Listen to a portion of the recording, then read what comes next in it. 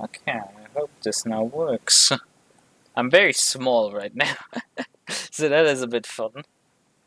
Very small tonight. I will briefly check if the audio is working at all. So that is a bit. Oh, right. Okay, that does work, but like I forgot to mute the desktop audio. Not that it really matters. I think we're not gonna do anything really involved in the desktop audio too much. Thank you, phone, for giving me a notification here. Right, I need to still fix stuff with Radeon. Convince it to have a sensible camera perspective right now. Oh, where is it?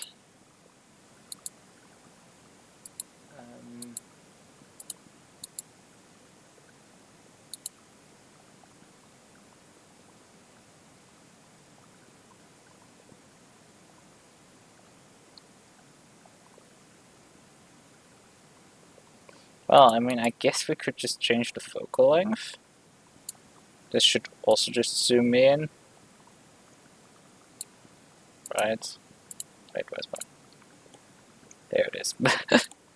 So that, I guess, works to do a trick.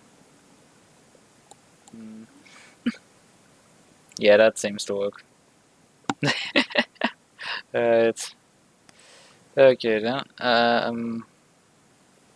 I mean, I have a bit of an insane focal length there. Where are the camera controls again?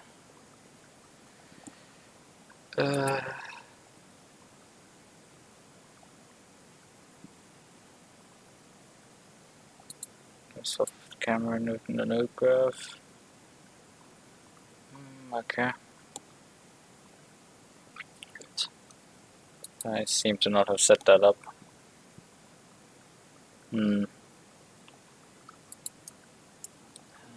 do I get into camera mode? Do I need to close this window? It is a bit of a figuring out right now. As I said, I haven't touched. It's been a few months, to say at least.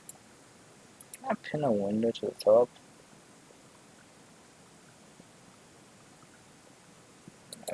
That doesn't work on Windows. You can't pin windows. Sad. Alright then. We're just gonna keep you here then, I suppose.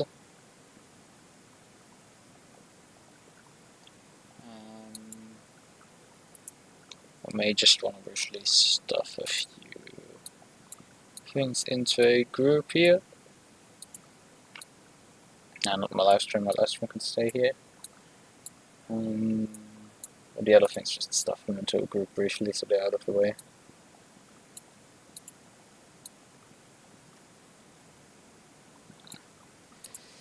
So the tab count is a bit lower, although we're gonna really likely pop this stuff out to its own browser window so we can deal this way with it. Right. Okay. We need chart over here, we need this window over here. And we may or not just have a check on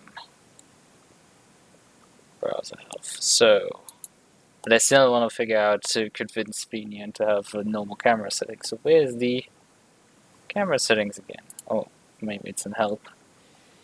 Reset camera to default, reset AR tracking would be shift R, but I've remapped that button actually.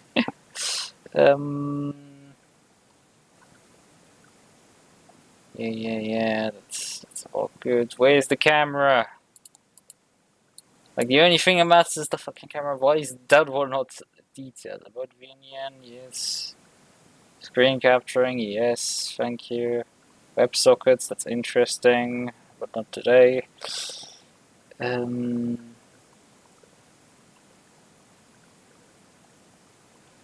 Getting started, yeah, that's also interesting stuff. Built-in hotkeys. Interesting again, but like, it's just not what I'm looking for. I'm looking for the camera settings. Where did you hide them? I hate it when people just play hide and seek with these things. Yeah, that's for monitoring these things. Props it isn't either. Pendulum chains, that's probably also it's like I just want to change where the camera is pointing. Why? Because camera settings doesn't list the hotkeys for them. I know that somewhere in this program there is like a list of the hotkeys for this stuff, right? I know that. Oh, if I gesticulate with my hand in front of the camera, it starts acting up. I can make the camera completely break itself. That's painful. Where are you hiding? Come on, this is annoying. Ah, pain. On any of these light settings doesn't matter. The node. I mean, I could probably change the camera of the node graph quicker than I can change that way, which is painful if that's the case. Let's just Google it. Frankly, I'm at the end of my wits at this point.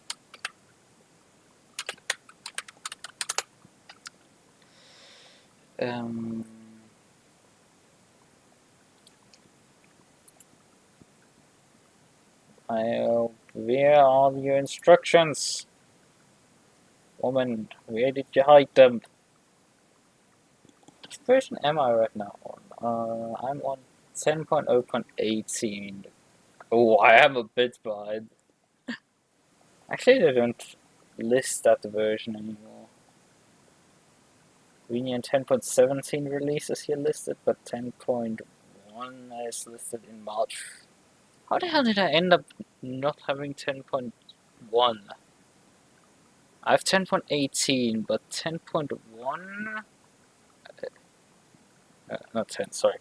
It is 1.0.18 that I have.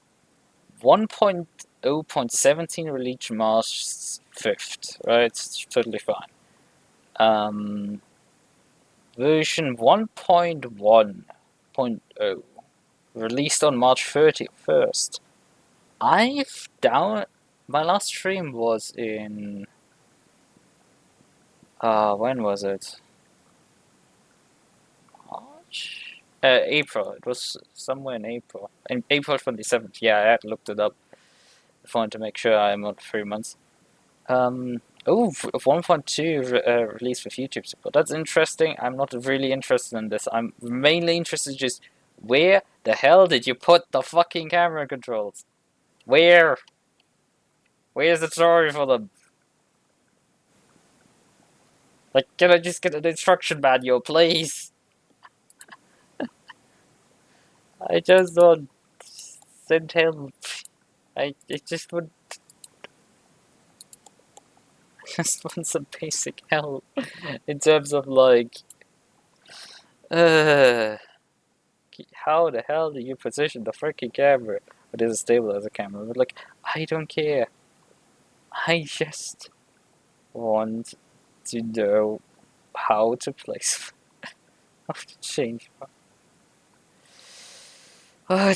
my position for my camera. Like, what are the camera shortcuts?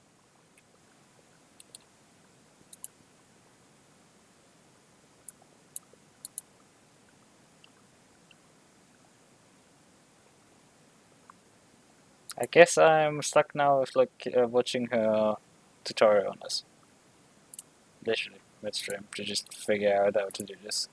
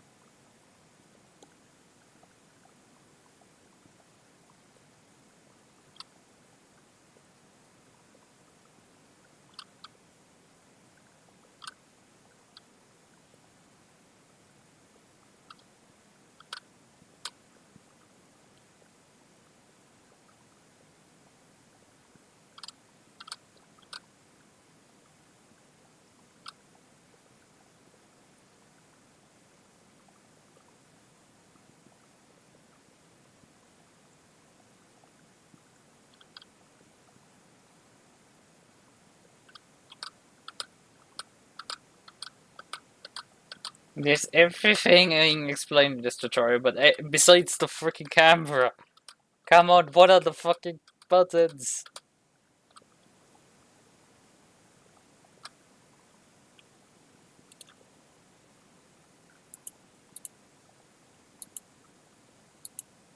Come on now. Where is the camera settings, woman? It is really starting to annoy me. I love your software, it's just... Like, why did you not put it there? Good. I'm not joining your Discord to figure out something like this. That's just not gonna happen. It's very simple. These buttons should be somewhere. I know they should be, but I can't find them. Oh, that just hides the HUD of my display here. Oh, that doesn't help me either.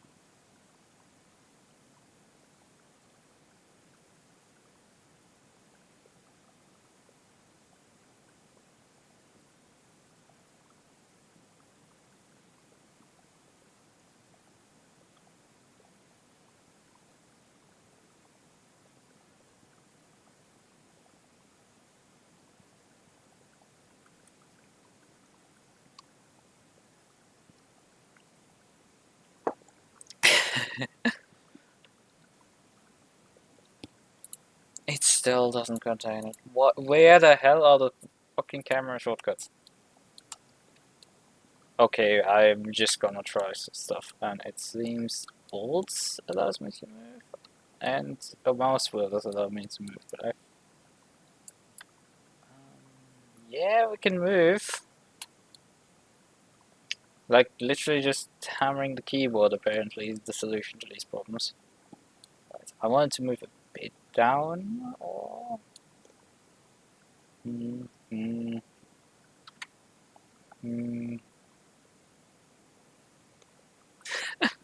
Sometimes some body movements aren't quite tracked, I guess. Whatever. Yeah, I think we're now at least tracking well enough that this is fine. We can work with this now. Right. Okay, so let's just... I thought I had saved it, but like, apparently... No, it wasn't. Whatever. We've now said it. My phone is literally discharging while doing this. We've already dropped 2% despite charging it actively, so that's something. Right. Move this over here, we can minimize it. The world can move on. Right. Oh yeah, I forgot. Luckily I haven't displayed my desktop when I need to clear some things off my desktop. Well, I mean, these memes aren't too bad. It's like when I'm browsing Twitter, it's like I download a lot of files onto my desktop. In this case, a lot of memes, but like there's oftentimes off-brand content on my desktop, and yeah, let's just not have that there, preferably. Right, let's just not have that there. That could cause some issues. Right. Okay, man. So, Let's actually get rolling here. Oh, I do have something weird on the list of proposals going around, but right.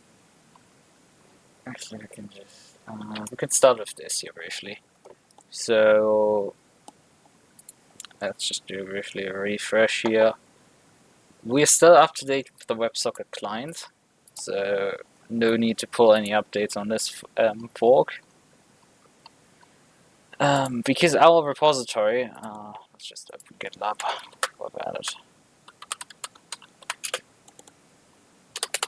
Probably I'm not logged in, which is fun. No, I'm actually logged in. Great. That makes my life a bit easier. And working on advanced score. Well, I was working recently on advanced scoring, so that's why. But this repository consists out of two sub-repositories here. Towing into WebSocket client here, and OBS WebSocket. And both of these are completely up to date, like no issues there. My fork is obviously one commit ahead on both of them because, well, we have those slight changes to make the software work for us.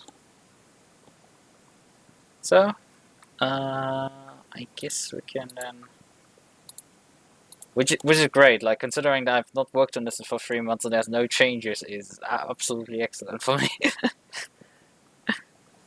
But yeah, let's just resume work. Why did you close all the?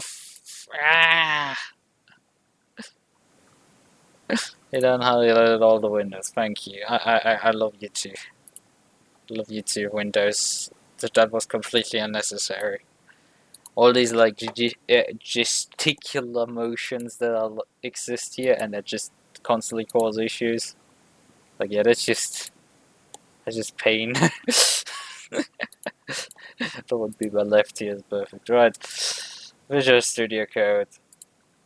Not Visual Studio Code, actual Visual Studio. Okay, SimHubOBS. Right. So, where did we leave off here? That is a good question because I haven't prepared as much as I did last stream, and we're not gonna run as long as last time. Pretty sure.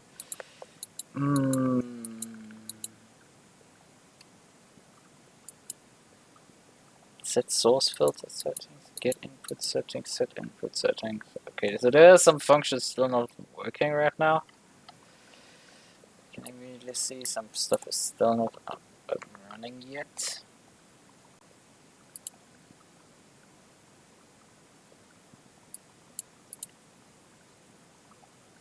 Issues. Okay.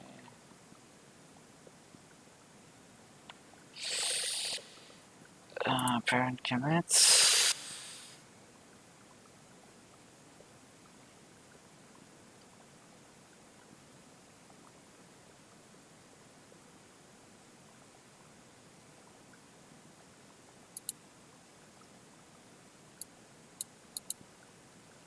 Actually, on what branch are we here? I think.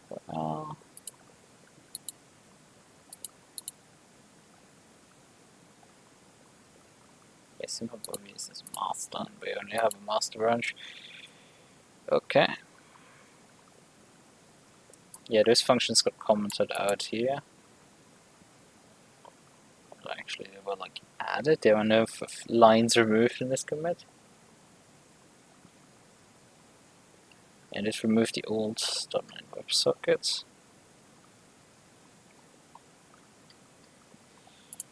At some point, I need to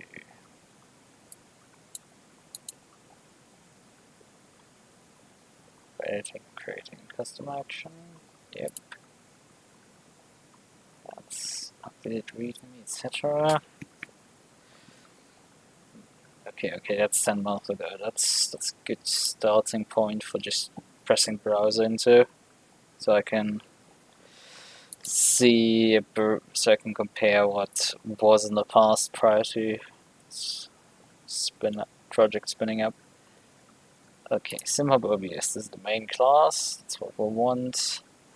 We are here in the constructor. No, this is custom action actually. We're in custom actions here, right? That explains this. These are not added yet. They literally do not exist yet. Oh yeah, these are just like literally the functions that are coming.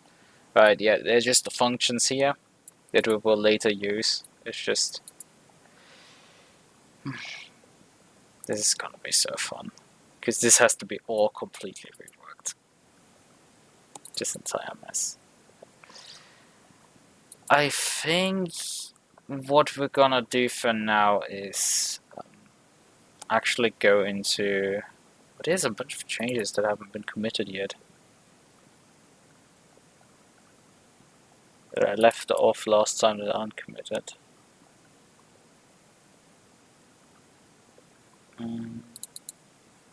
Oh yeah, I made already the action edit window. Right. Man, so much is commented out here. Everything basically doesn't exist. So much stuff is just completely commented out. Yeah, right, because we are switching over to ATXMLA. That was probably what I left off on the last stream. I should have probably watched my own stream to figure out what I did. Ah!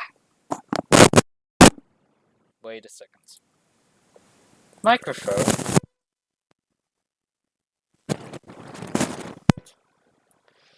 I didn't scroll down. I was like, wait a second, my microphone is not picking up anything. No, it's still bugging. Because it has been flaky, this thing is not great. I'm gonna just stay for it. What?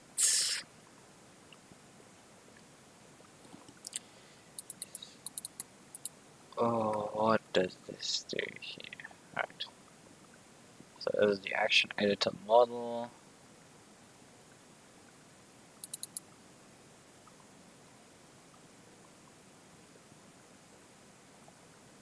Yeah, the old custom action editor has been commented out here to be replaced with the new one. That's the point of this thing. Right. Oh god, I'm flying off the screen right now. Hold on a second. Let me position myself better. We will need to just grab Vanian briefly. So there's Alt and mouse wheel, I think. That should position me better. Yes, boom. Despite me moving quite a bit, it's... God. If I move a bit fast, it can completely throw it off.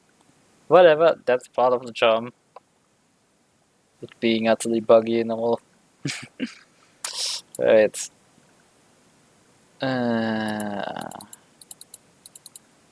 So...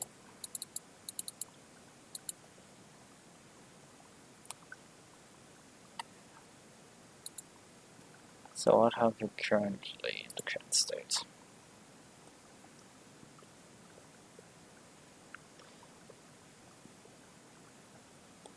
Oh yeah, we'll just actually just switch my OBS over now.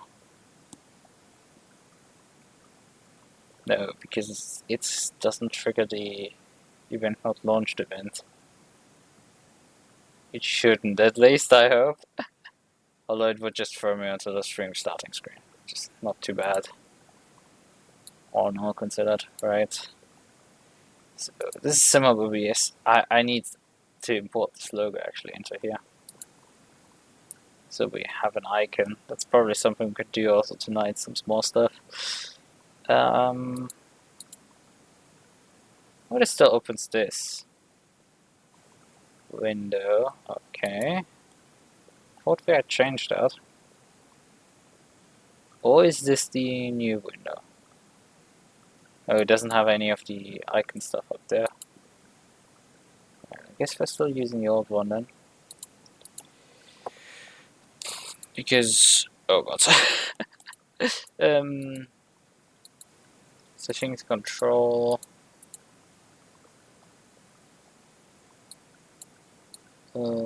Action editor window.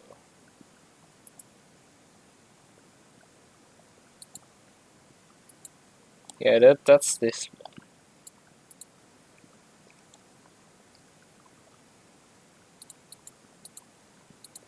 Wait, that opened the wrong thing. Okay, so I think we're going to just briefly close this again and continue figuring out where we're going.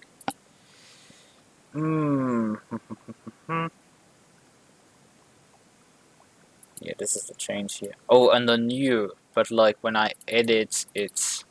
Yeah, on edit it still uses the old one, but the new is loaded on the new button. Right, I'm stupid. Okay, well, press new. Yeah, we'll get this here, which is the new interface for this entire thing. Right. Get the function drop down, that's already working. You can set a name. Okay, that works.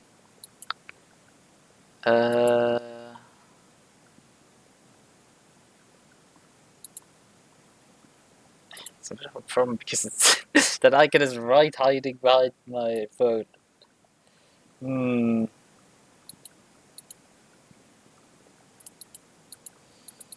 Uh,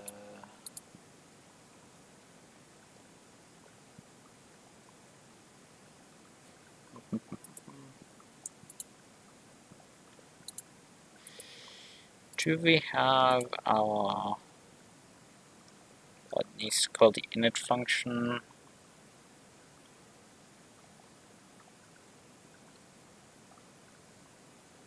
How does Radeon populate this function? I guess from the model.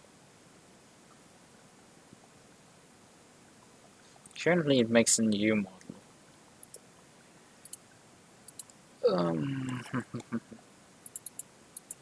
Exporter, okay.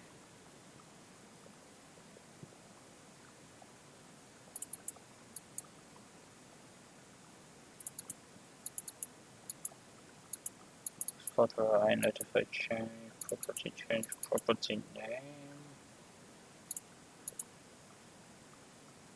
Oh yeah, exporter does not have any content right now. I guess. I observable list, get function list, get observable collection. If plugin is null, turn an empty list. If it is null, we ask the custom action manager for the function list, which is how we're getting right now the entire list of functions. The title is set with the flag is edit, and that is set over here. That makes sense. Obviously defaults to false.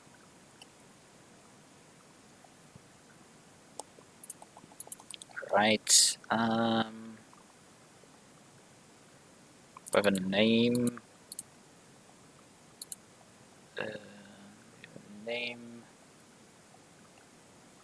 Well, I don't even have a function, I think, right now. How does this entire thing connect? Solution Explorer.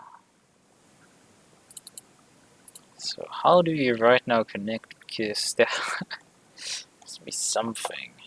Obviously, these call these functions. Button agree. Button edit model.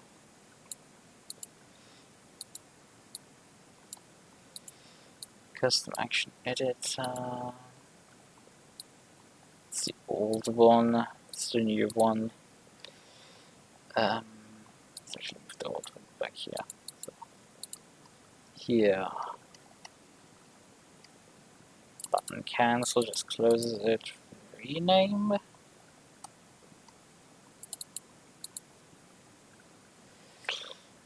When is that one called?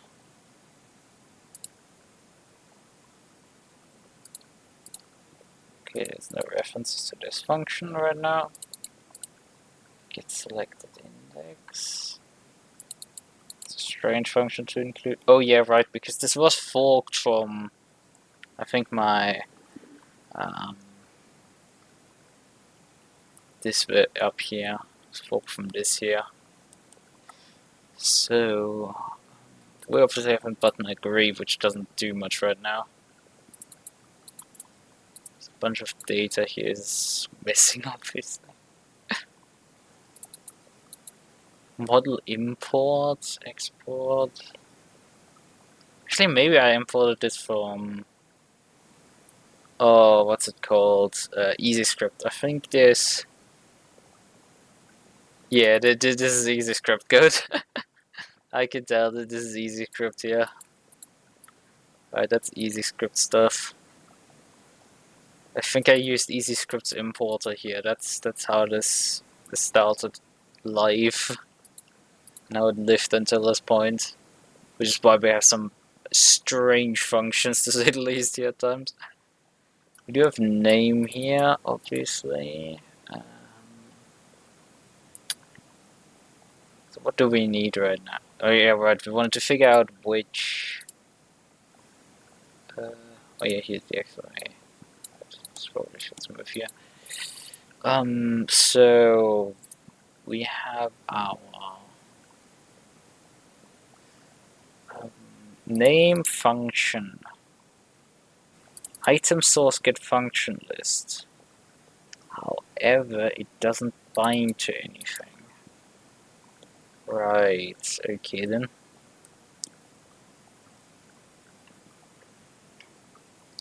I think I can type on the thing, or can I not on the combo box? I think I can't type. How would I do a selection? Which item is selected? That's an interesting question. Can I do text? Yeah, text is available. Could just set this over text. Just define the text as the binding. The binding on the other variable. Editor model, we need obviously a... No, the user can't edit the... What the hell are you? I did not invite you here. Private string function. No, and then public string function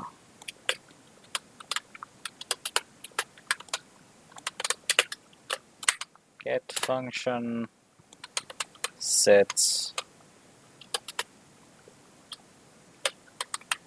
function value on property changed. This is important so that the UI updates when something changes.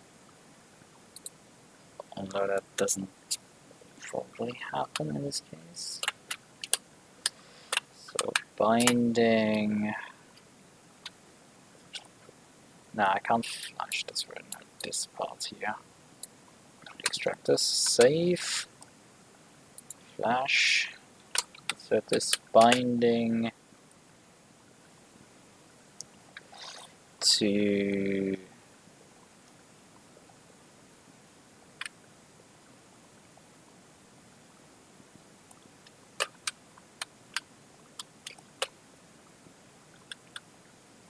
function. So let's see how we source this. Obviously, when we create a new one, it actually we don't have. Oh, we can't just where's agree button. Yeah, we can just go in here and then we can read the model out this way. That's convenient, I would say. Right, new. Select the function here. Go on agree, and then we can just check the model and see that function is set current transition. Perfect. So we're exporting this value now. See, it doesn't create anything because the code literally for this doesn't work. It's all commented out. It does nothing.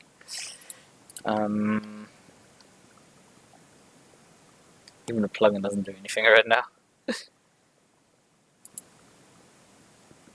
Yeah, it doesn't even close the window right now. God. It doesn't even finish the creation process. That's a bit of an F there.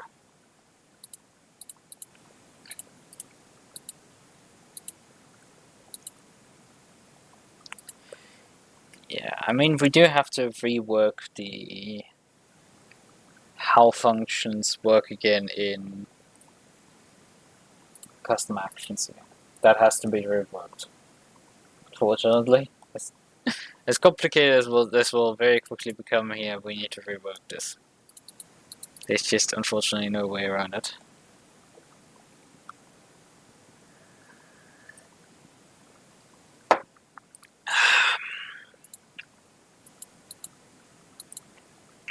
Okay, so we need also for our model. We don't have export rows. That's weird. Pings me. Where will it appear? What screen? Another one. Fluff. Ah, you see what's happening.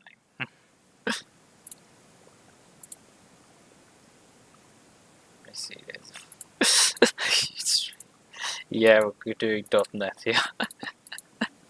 I'm having to dissect what I did 3 months ago. Where I left off this project. Because it's unfinished. I mean, like all projects. Kind of the problem.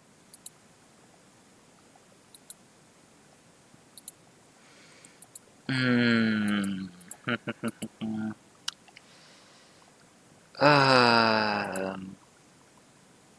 mean, it is called correctly rows, but it isn't an export row.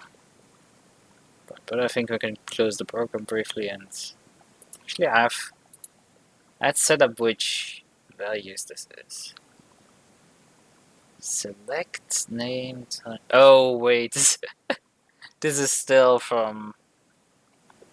That's still from the export. I mean, I can literally demonstrate where these entire features come from. Like, it is this window here being just carbon copied over. The code base of that had been copied over here to make this window. To replace the old one here. Because this is not flexible enough for the use case. Alright, so we need to define what we actually need in terms of our POG.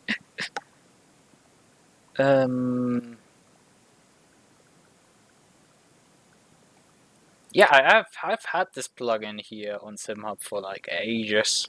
The SimHubOBS connector. I've released this some time ago on Race Department. It's just there are some things that have to be reworked on it. Let's just Race Department. Where do we have my EU content? Right. It's not easy script. Wait. Yeah, this the OBS connector. Overview. When were you actually uploaded? Oh yeah, here, October 22nd, 2021. Yeah, this plugin has been out for a hot minute. It's been updated a few times. What is... I mean, I can just filter for OBS. What you can see here is that, like... it is a bunch of, like, properties and things outputted. Of, like, which scene I'm in, CPU usage, frame times, streaming service outputted, the time codes, how long I've been live, which, yeah, that's accurate. Yeah, I've been using this to like control action in my stream because I have also implemented actions, which allows me to update stuff on the fly. So if if the game turns on, it can switch my scene. And this is in part these like custom actions here, which like set RF2 scene, which sets current scene to the parameter RF2. This is what we're sort of reworking because this system is very limited right now. Like I can only really have so many different like functions. I can disable and enable a certain source, sure. I can set the preview scene, I can do things like this, right? But I can't have like multiple values. You know, I can't like change the settings of a filter, and that was someone came to me and wanted that feature, and it's like, yeah, I could totally do this like this effectively, where I have still the name, the function out of dropout down, but like you can then define your name of the parameter you want to set and the value, and that's would allow you to just have a custom number of parameters, and like function can have certain parameters forced and all of the good shit. So yeah, there's that. Right. This is the fun bit here of figuring out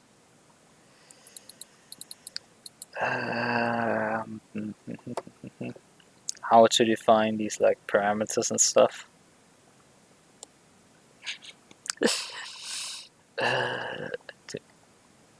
But the thing is, I have been like out of the game for like a hot minute.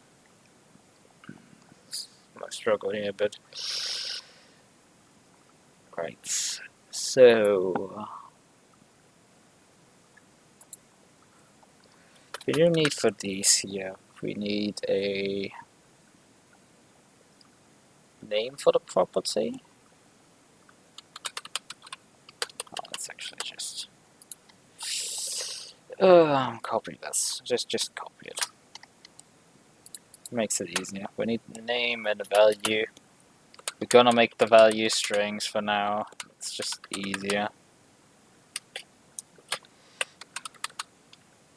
So we can just paste this in again and just make this value.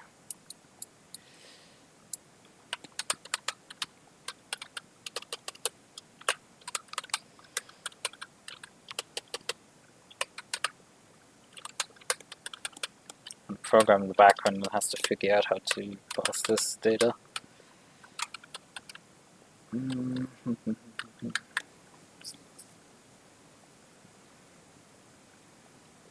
this is not an export row. Oh, that's not the key point for that. This is a... Oh, it does not like me renaming something while executing. Yeah, renaming class requires restarts. That's fine. We're gonna just close. Nothing of value is lost in that case. So,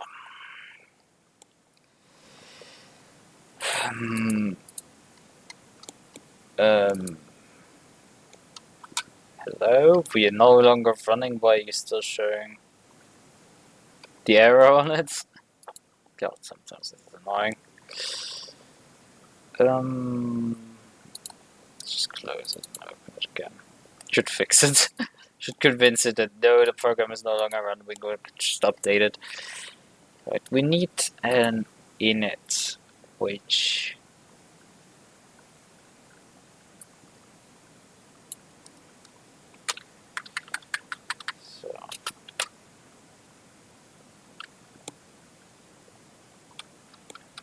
plugin,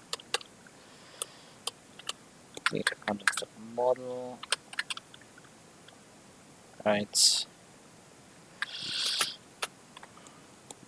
and we need a new second function which will allow us to pass in a action editor model,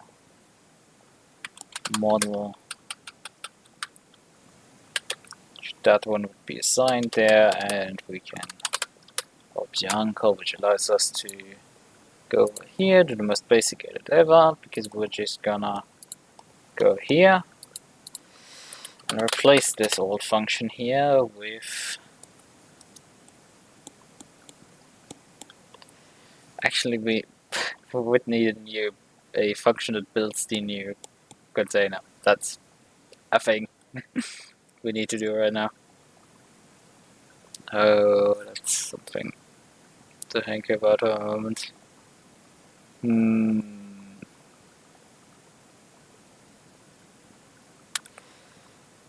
Hey, that's why I haven't done that. Oh, that's why I haven't done that yet.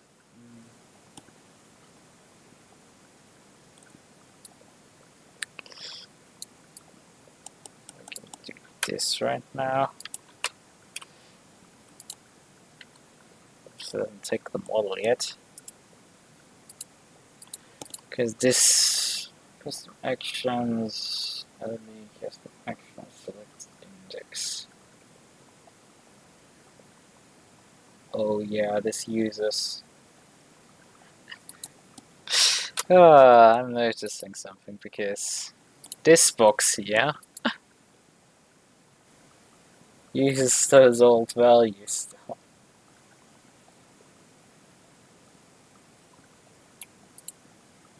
Now, this list only contains, I think, the names of them? Or it doesn't seem to be, which is a bit of a problem.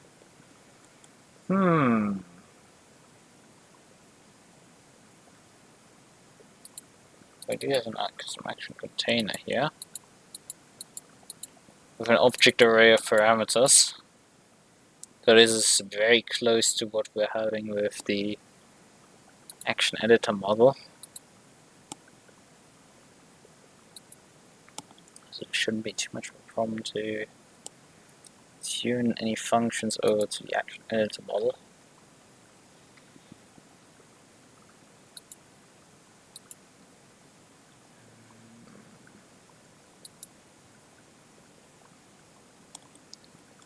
But who uses you? That's our references. Boy.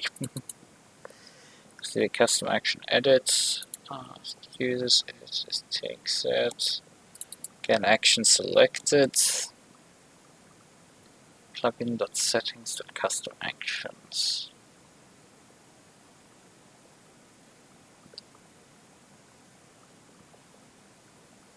Oh, this doesn't even.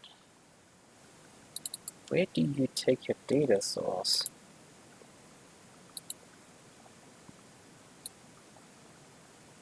This doesn't use data sources yet. Oh, this is a fun combination of legacy code bases. How does this thing ever get populated? Plugin that settings custom actions and iterate for all of them and adds the name and only the name. And settings.custom actions.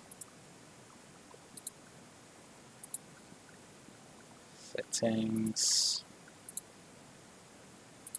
And this has obviously a list of custom action containers. But the custom action container does not quite align with what I'm doing. So that's a bit of a problem. Minor. Very minor problem.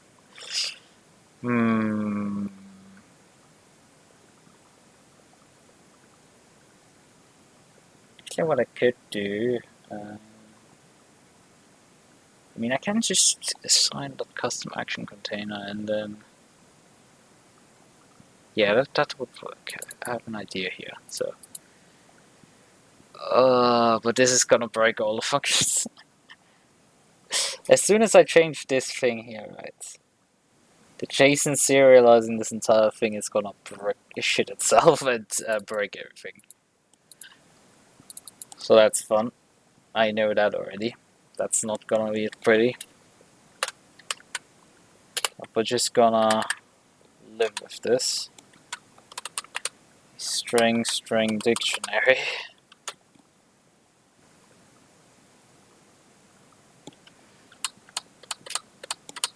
Actually, let's keep the object array for now. And just additionally add a public dictionary of type string. Not arguments in this case, this will be. I mean, it's kind of arguments, but you know, we're just gonna call it properties. Right. Because if it's not present, it's just gonna be fine with that. Right. Although we're gonna do this here, so it will instantiate at least one. As soon as it doesn't. Actually, if we can. Because I can implement the code to just, as soon as it doesn't find any, to copy the parameters over. so that legacy stuff is supported. Considering there are people actually using this stuff, I need to obviously move people away from having parameters and over to properties. And I think this is... I gotta have like parameters in this thing, unfortunately. It's pain, but like... well, I can add the deprecator in front of us. How do you deprecate again? In .NET? Fun stuff.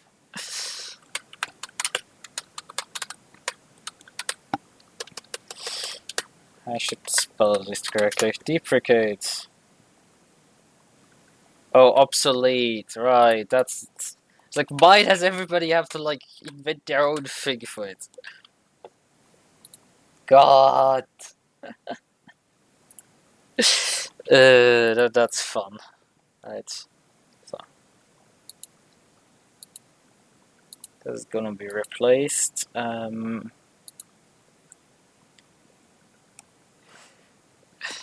Still gotta be that, like, we're gonna... this is irrelevant right now, this deals with it itself. So we load the custom action container still. That gets correctly done. So now we can go into the...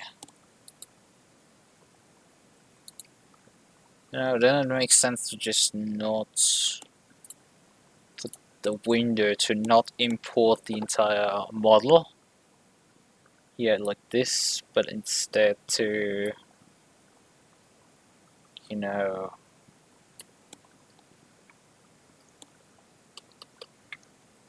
importing the model. We're gonna do something slightly different. It's just importing a custom action container,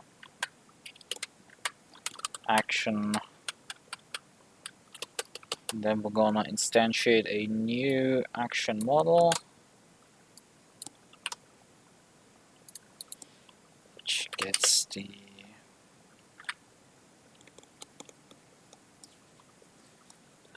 is edit set to true. Then we need a new property for this thing. That will be a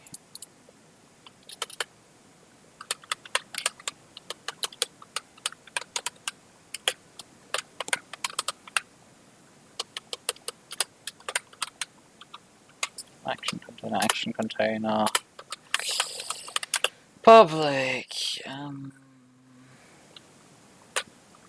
action container,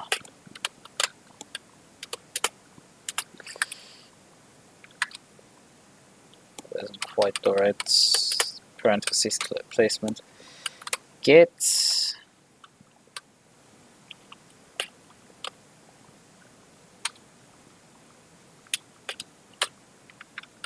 action container. Not quite, we need still the block down here.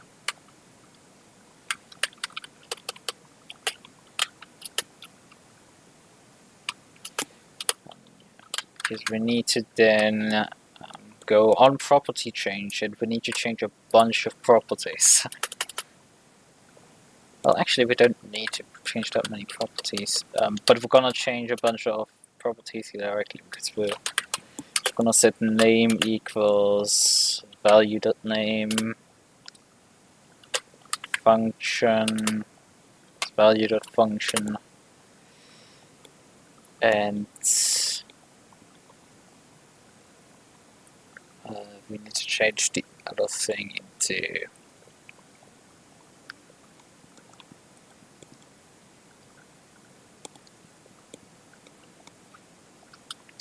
the rows here into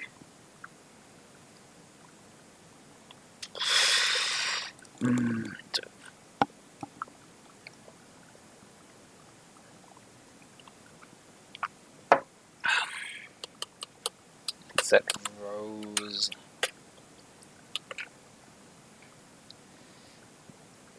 Oh, rows we can add to. Rows we can just set.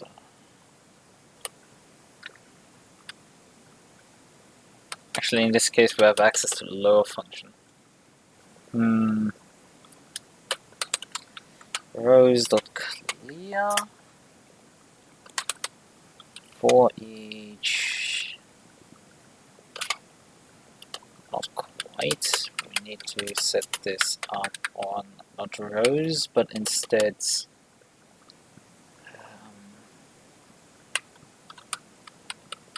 value in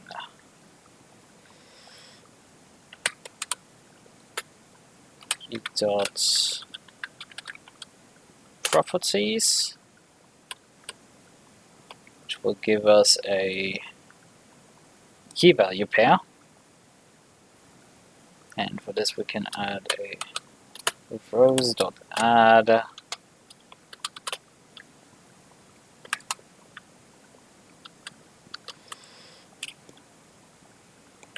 new property row val.key and well, actually let's specify this. This name is val key and value is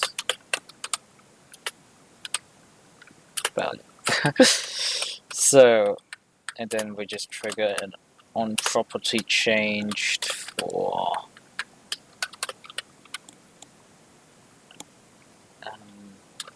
rows. Right. That should do the trick to force this thing to load the new action container. As will effectively load it. We won't, while editing, overwrite anything, which has advantages, because you can always then restore it.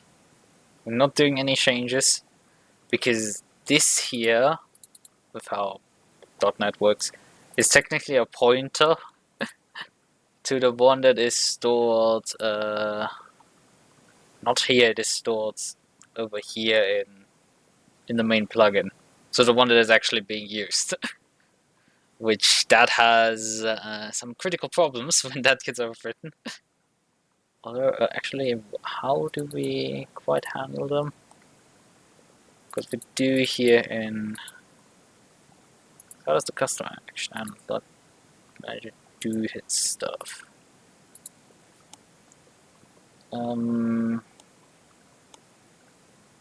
Get function parameter options. Function this, that's this function here. Function parameter types, yeah, that's fun. How does this thing execute right now?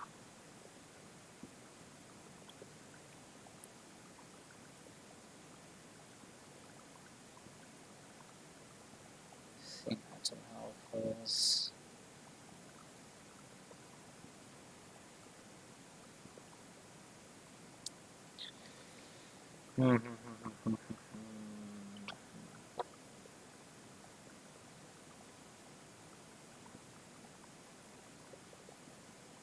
Why are these added twice? Oh yeah, right. These are the simple string functions and these are the search functions. This is how this entire thing is a bit wonky because you have...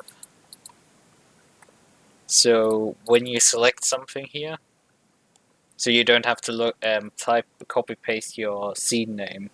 It would be able to, if OBS is connected, to gather your scene name by running these functions here. That's the entire trick here.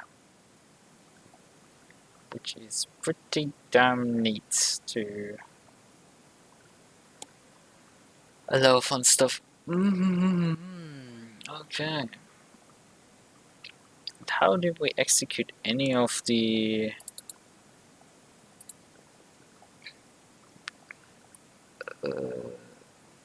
anything that actually gets any of the custom actions? How are they?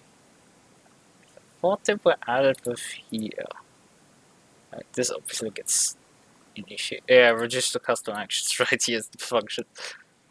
Okay, main plugin. Clear actions. Okay.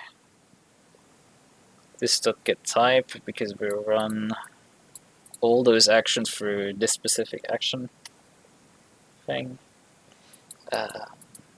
For each item in main settings, custom actions, and then we register them each per time. Right.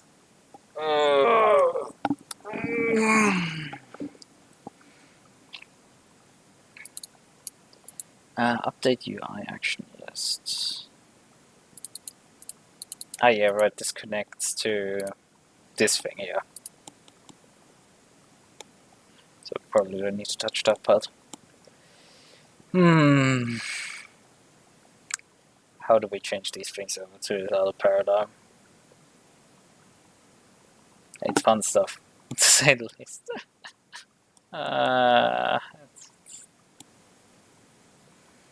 Pain.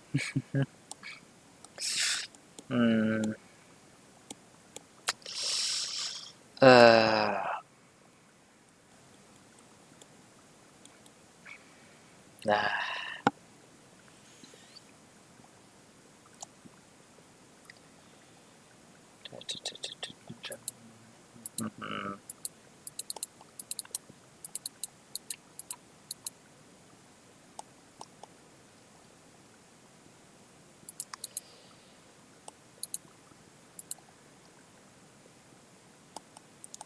How this works right now is that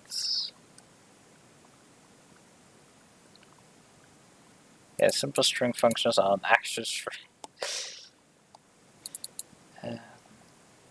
How they are registered is that we're doing an add action for a new custom action helper. They are somewhere over here. Custom action and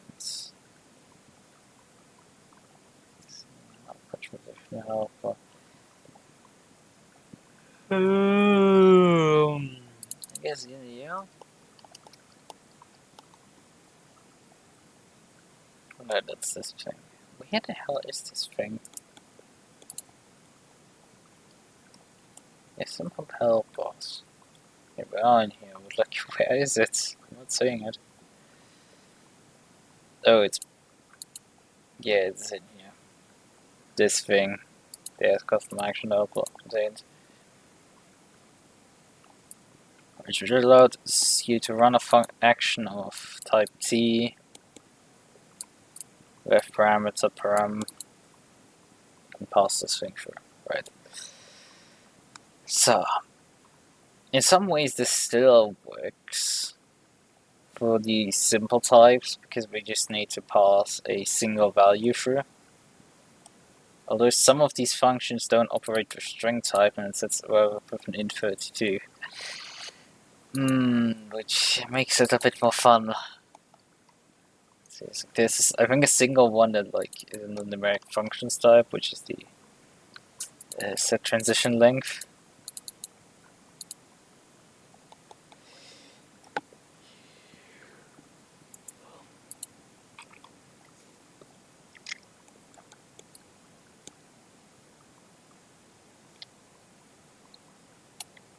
The parameter list here.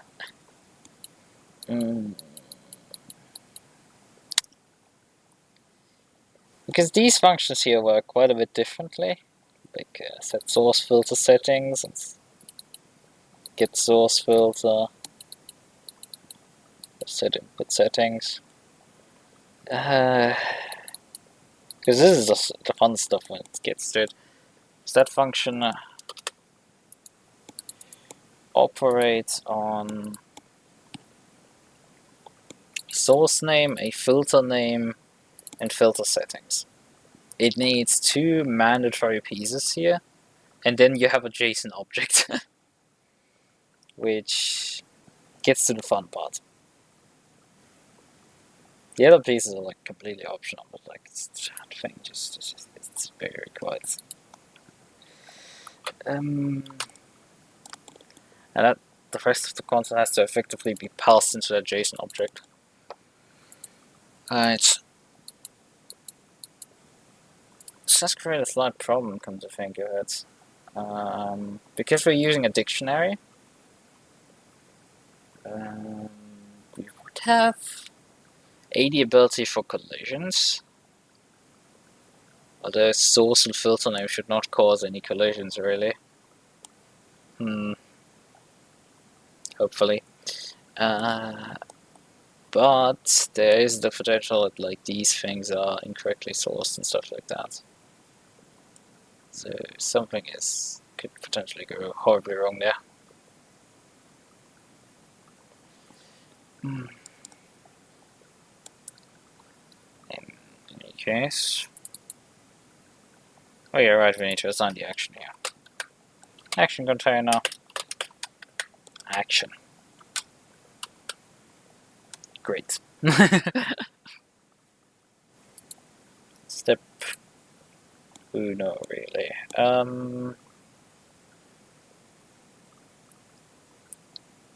Let's actually do the button agree right now.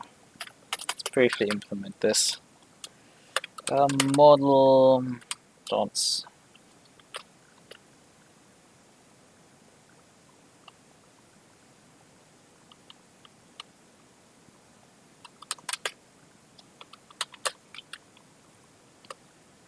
Model dot is edit. Then we need to do a check if the name has changed, because if it has, we need to go for some. We need to still source the old name, delete it out of the settings list, and insert our new thing. Yeah, that's a bit fun. Otherwise, we just overwrite that one, which is a bit simpler, I would say.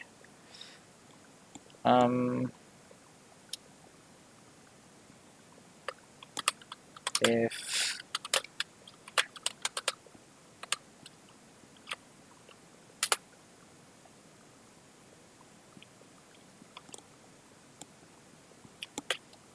some equal model dot action container dot name. I mean, we have to re-register anyway all functions, but it's like that's like the least of the problems. We're gonna still do the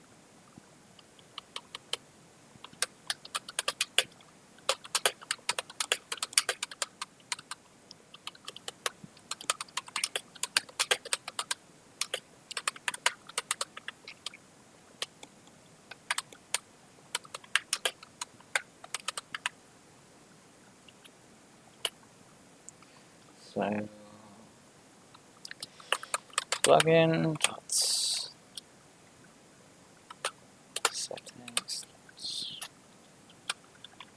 custom actions dot. Well, actually, we could just remove the specific one that is model.action container. That's simple. That saves you a bit of time in that case. Although they could, someone could break the program by, you know,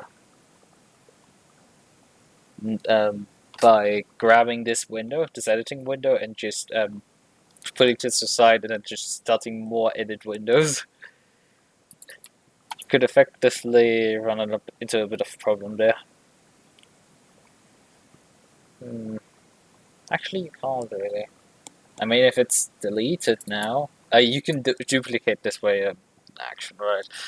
But like, that's not the biggest. That's like the biggest problem that they could cause themselves. Also, we could just, you know, on the init here, just set topmost, I think.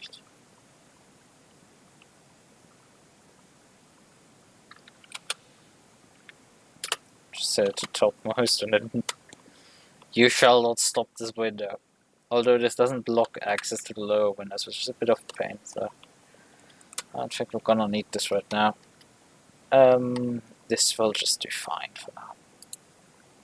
So it's unequal, then we delete it, and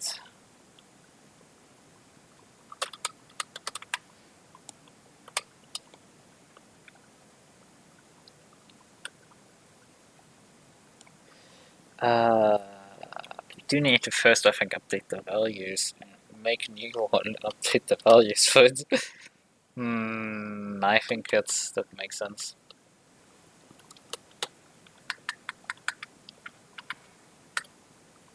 I think just building a new one briefly makes sense of the model.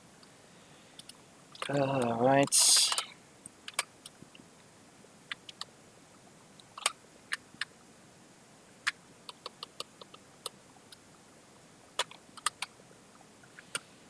Container, action container. Then we can just do name equals model.name function dots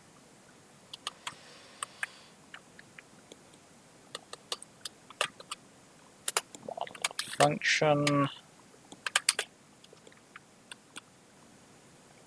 Don't care about parameters anymore. Let's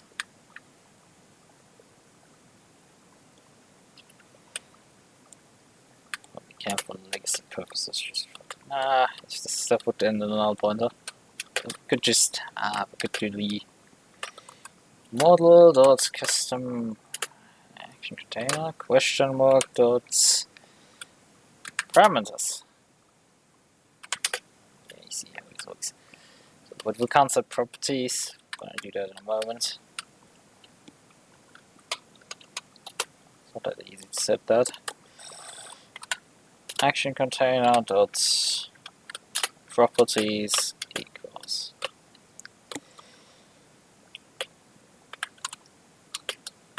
new dictionary.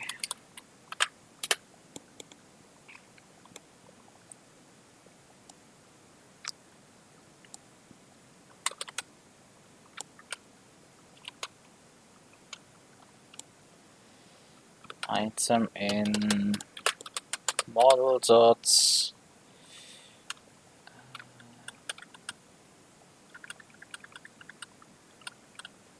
oh yeah, we have rows. That should probably be renamed, but we'll call it just row of it for now. Item dot name.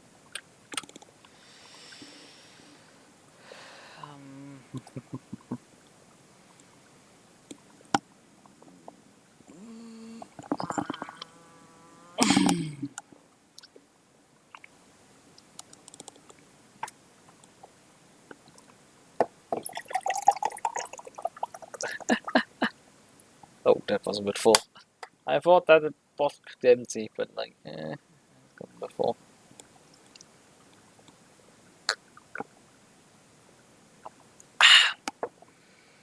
Right.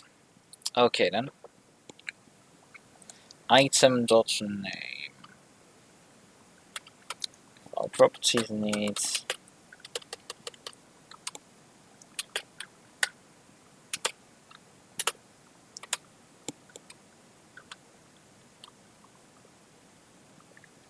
properties dot add item dot name and dot value.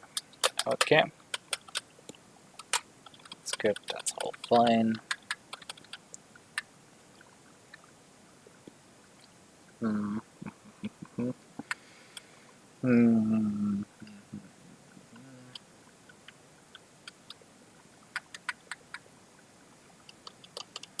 So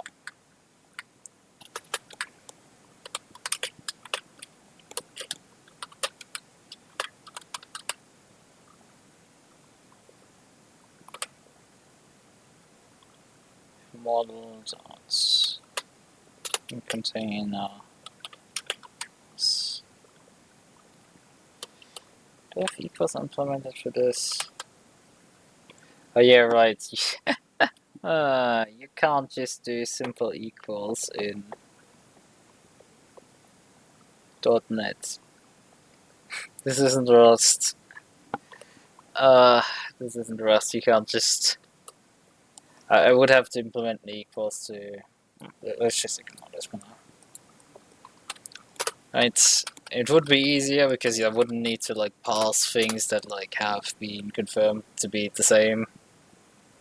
But we're just gonna put up with it for now. I mean, I could check the old window. Where is it actually? Where's the old window here? Oh, yeah, here it is.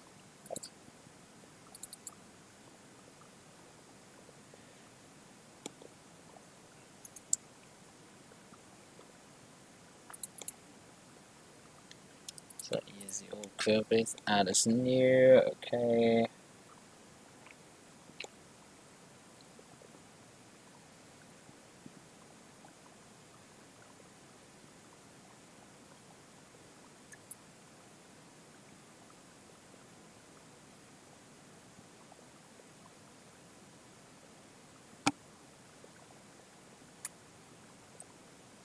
Need to check, make sure with renames that our function is not colliding with something.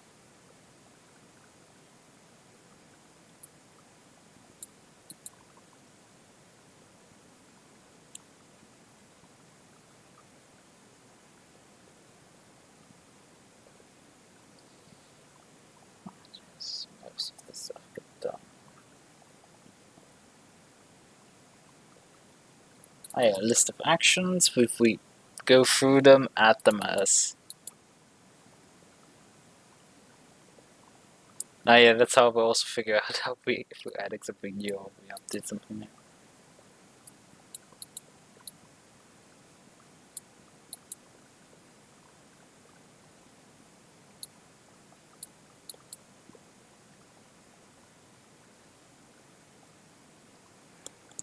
We have a flag for this one now, so this doesn't need to be checked. We do need to technically check if. Oh yeah, is blocked here.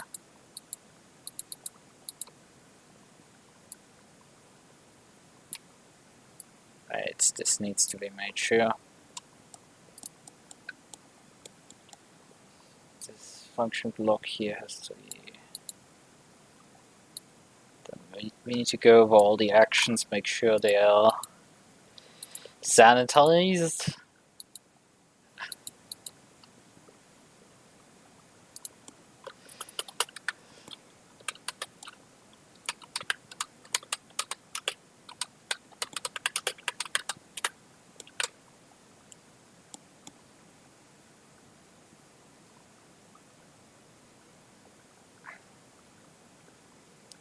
So, oh yeah, right, we need list of actions also. That needs to be also copied. This here. Plug in.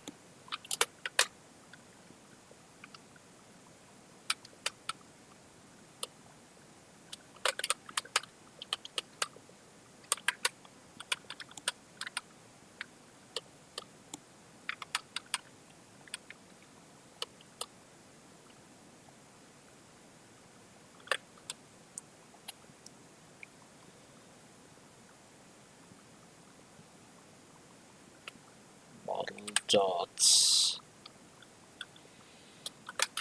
action container dot name. If action container is null, that will result in this thing being not null. Therefore, it will just add all of them. Else we're just ignoring.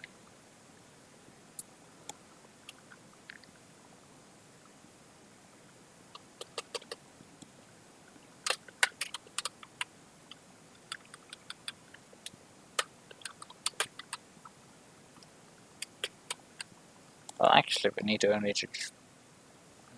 Nah, we still don't want that one.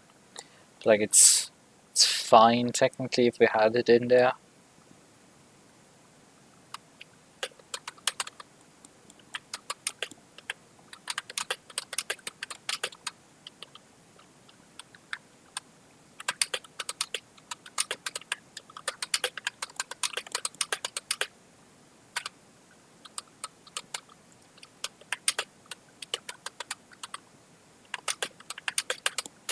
So technically we still need to because this check here doesn't check if there's a case insensitivity here.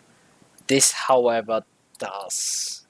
It makes sure that like are not case sensitive, so that there are two with like different casing would be matched here. But in case this is here a here's the name of the actions for that.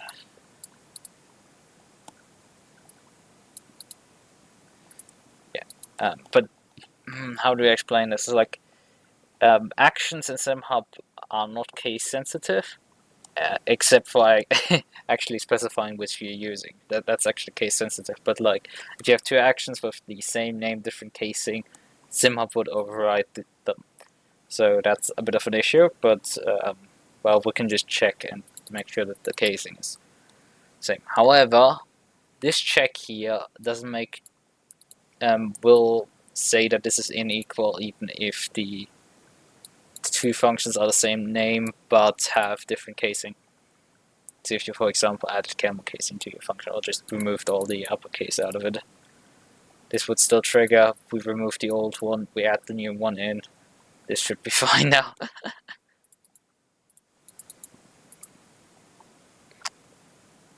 Honestly, do we really need to remove the old one? We could just, you know, still override it. Right. Because it's a list, you know. So we still find the index of the old one, and we still need to find that for the edit. We could just override it anyway. We do need to technically check the name for collision as mentioned. But you know, that should be fine. We're doing this up here now. So, I'm gonna copy the collision before. There's some fun stuff.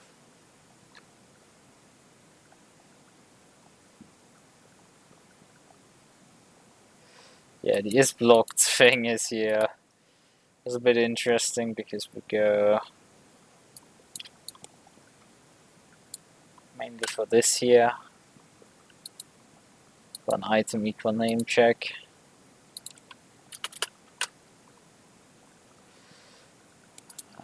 Which is this here. I think we should probably, you know, pass name check actually into here, because this probably should be trimmed. It shouldn't be lowercase, but like trimmed at minimum. So, you know, trim. We should trim our values and properties. That's a thing you need to probably do, just to make sure they don't fly off the handle completely.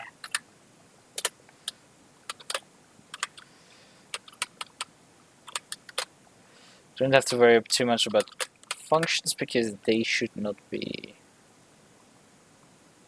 No, we don't need to trim the function in this case. I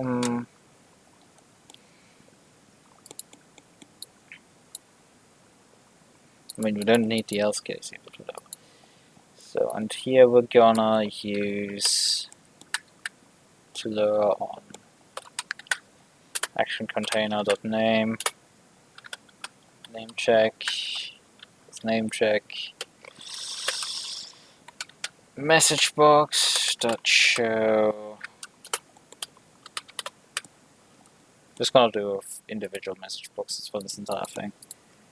Obviously, you can make this prettier than a message box, but we're just gonna use message boxes because they're good enough.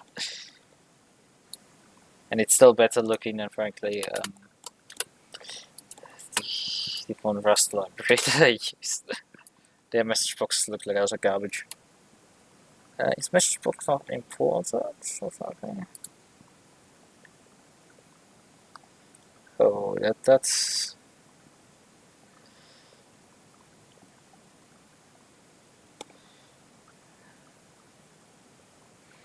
Let's use this one.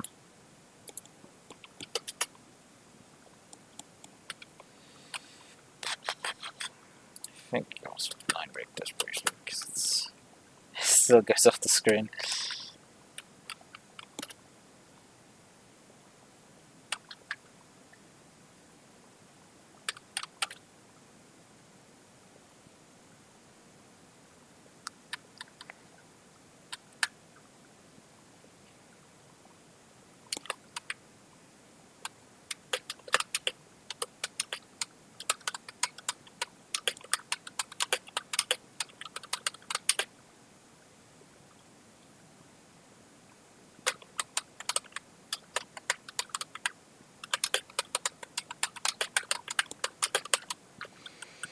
So that should do the trick for names.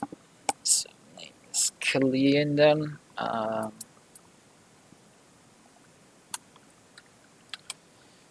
change this section here then, because we can just go in here and instead of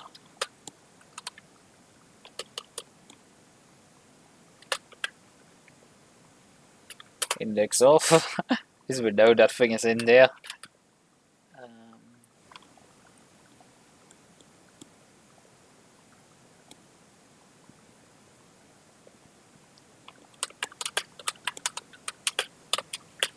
False, and then we just go and say,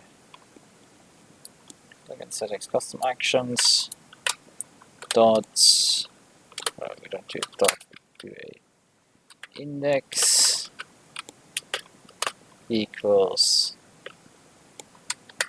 action container.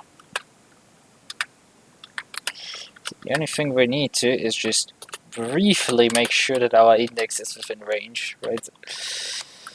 Otherwise this thing just has a decent chance of exploding in our face. We really want to make sure that this doesn't explode in our face.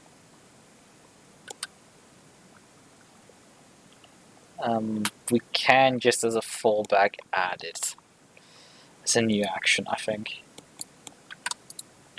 That makes sense in my head. Because that means that for some reason the original was not found. Right. And that should not happen. Wait, what? No, we didn't want to decompile our list, thank you very much.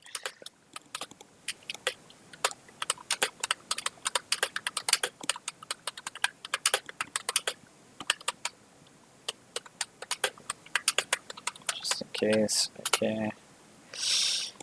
Else. Well, the else case is very simple. This is just this function specifically, right?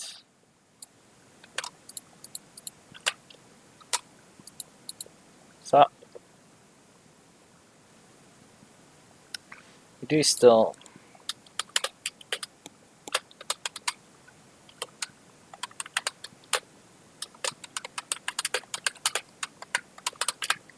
updating / adding the action, and then we go plugin custom action manager dot register custom actions. So, and that takes care of the entire registering process.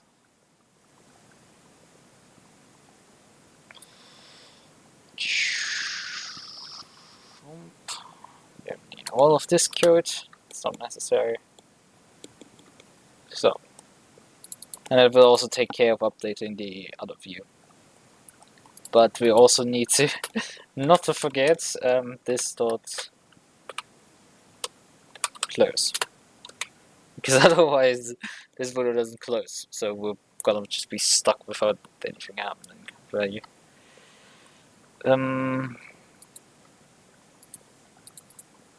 I should do a check here. We need to do a few more checks here on this thing.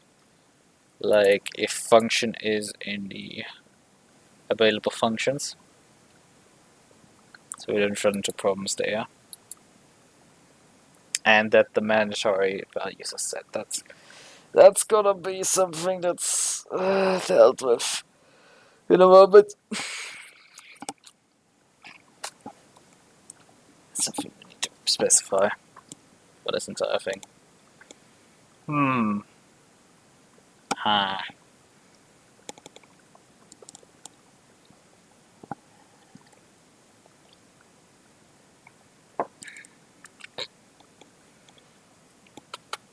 Hmm.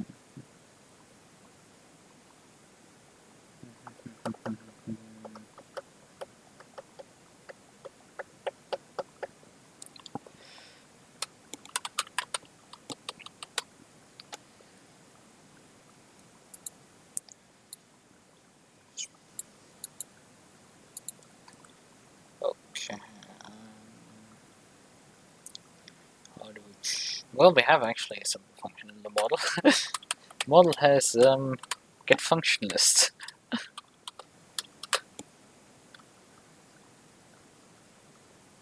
So it's this fun function.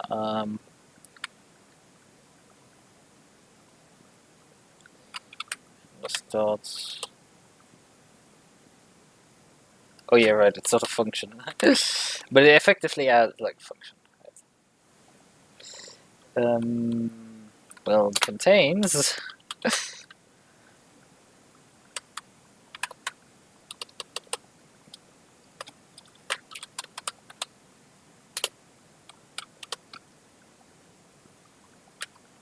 God, just me there. If this is not the case.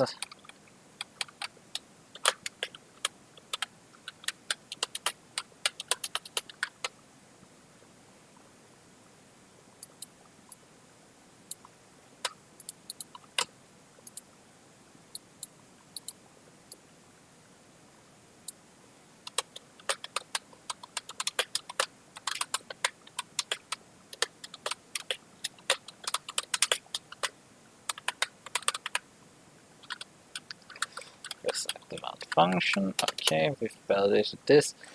The properties we're gonna have to validate on the.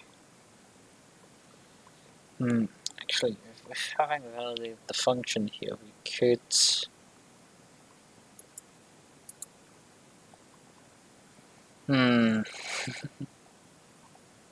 Well, I'm noticing actually Steam pops up here constantly. I'm covering up with it for the most part, but like, come on. People on the fence is just constantly starting games. Come on. Could have done something about this earlier. Let's just go on offline. That's good enough for this. Can fix that later.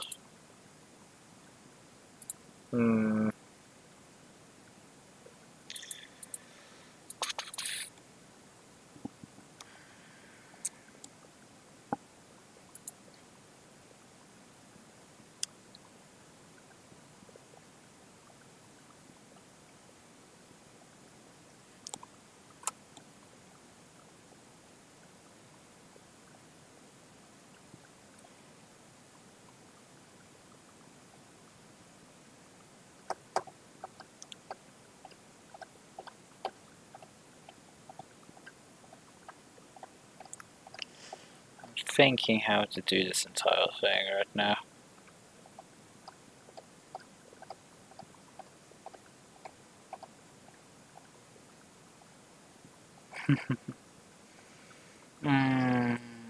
This is.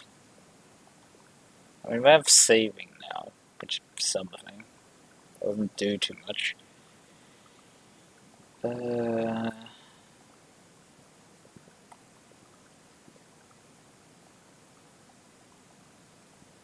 I mean, we can't add any properties right now.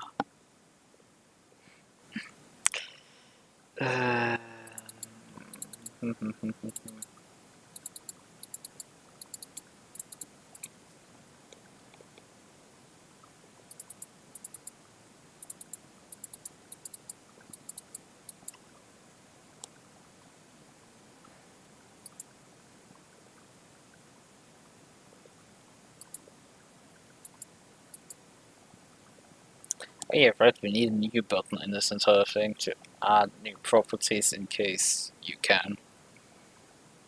That needs to be a thing. Right. Okay then.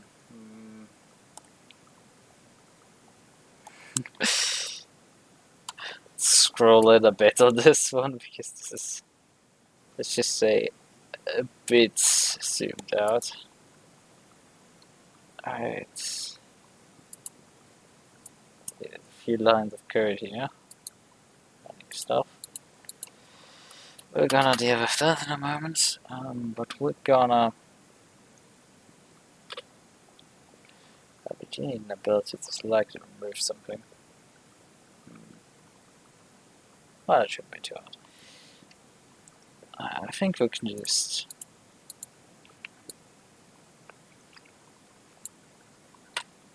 copy something like this, move it up here.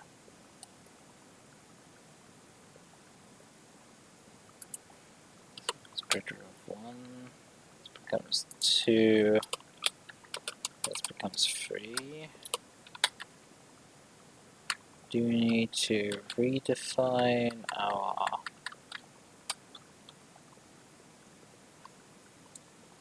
margins here, which would be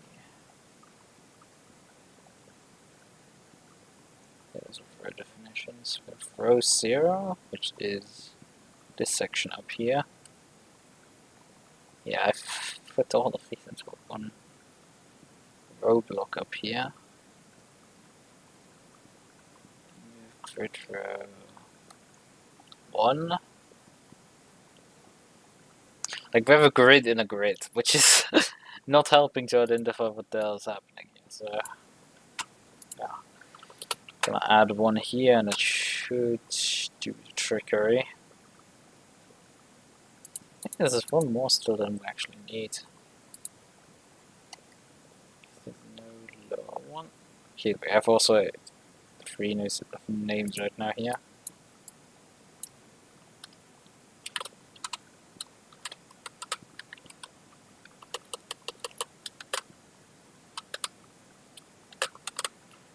See, so right, that looked good. We're gonna rename obviously this here too.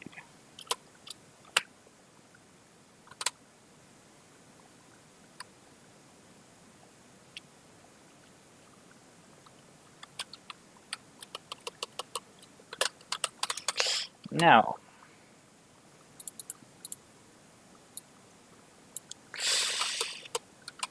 you're on these functions, so you don't need to set that. You don't activate button, agree.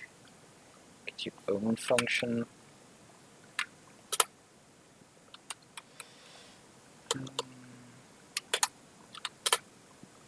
Lead probe, good. That looks fine to me. It would probably make sense to move it a bit closer to the items below it.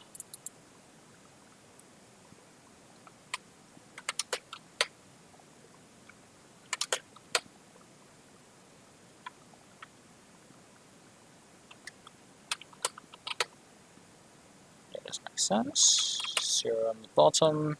Yeah, we'll move it a bit closer. Right. Good. Layering done there. Though it should line on the front probably, so we need to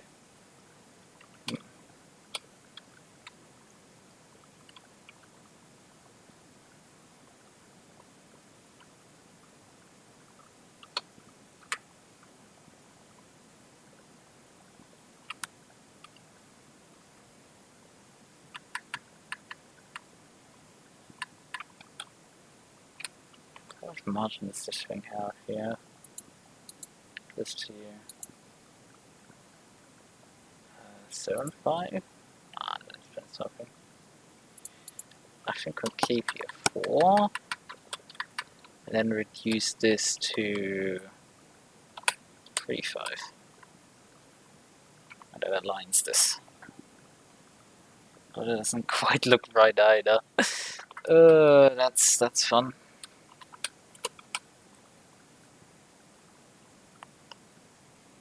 I mean, we need to try it in window actually, with these like slight layouting changes. But this should do the trick. Well, we also should have gained our the new functions. Good. Again, we need to figure out how we can set up the ability to toggle if we can create new properties and if a certain property can be deleted. Can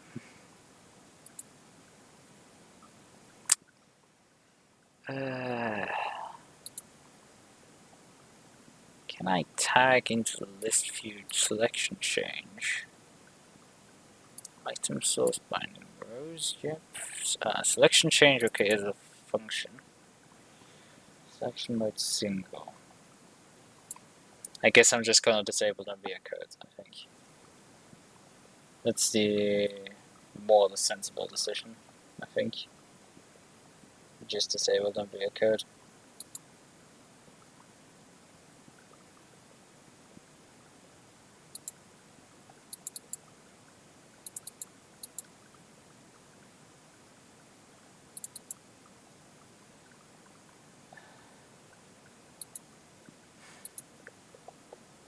Long.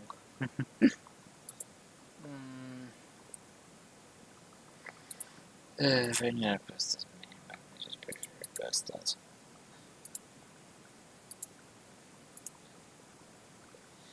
Also show this briefly.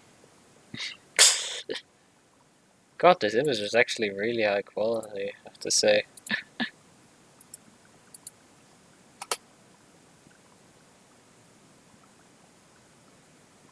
Remove both of these, bonk.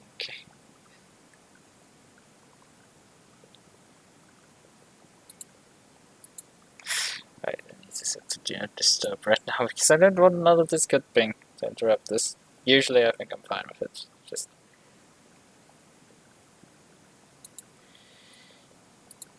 Yeah.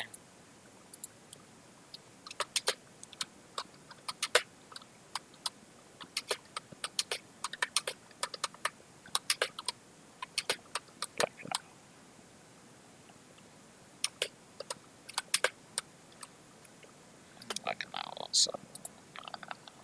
So, right.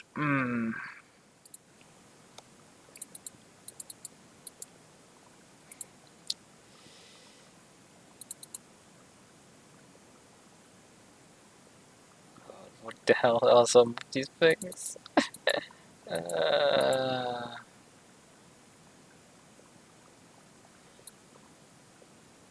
In some way, it's sourcing some of these values. It's fun stuff, I can tell you that. There's the name. There's a mode.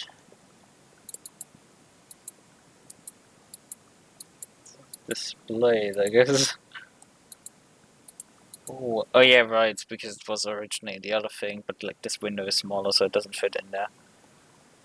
Right, okay, and because we're fixed defining the width of columns, it does what it does there. So that's fun.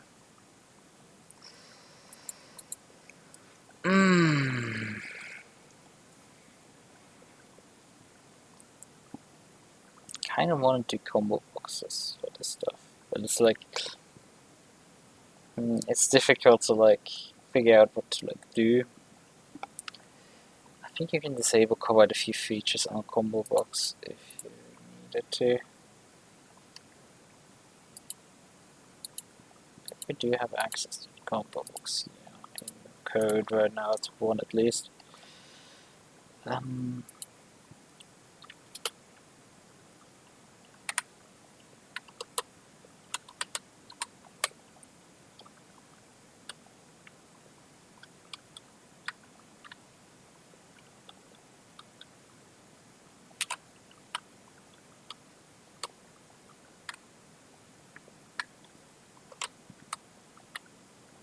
Well, they are not make this a public prompt. They are not. Yeah. Combo box. Yeah, I didn't. Oh well. I want to figure out what I can do with a combo box, but I guess I could just instance one briefly and just half-assedly handle it in code.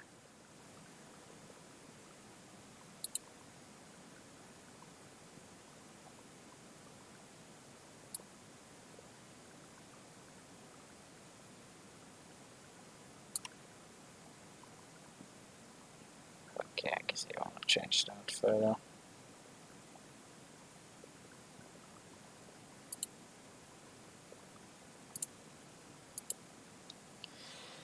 Right. It's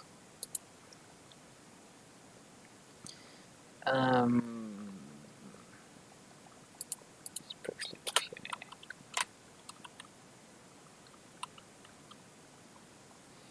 Content box.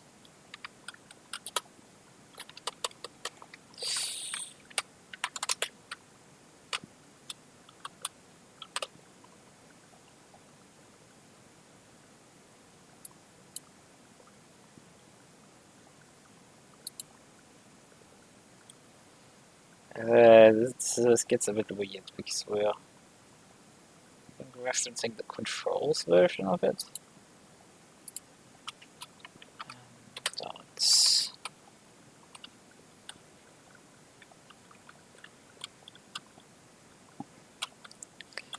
That's some fun stuff.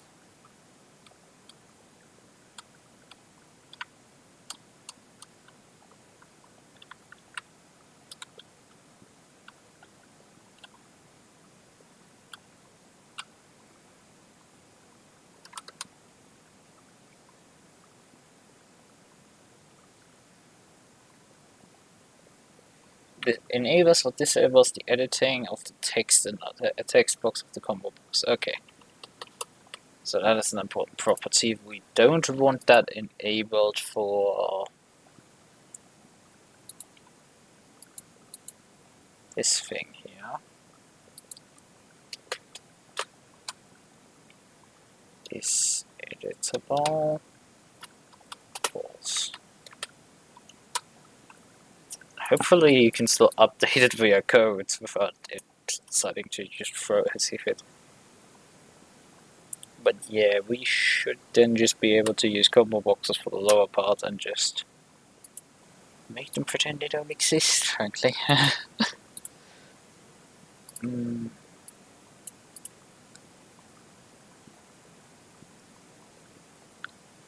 We're going to use them for both boxes, right? Because we could let it define things that way.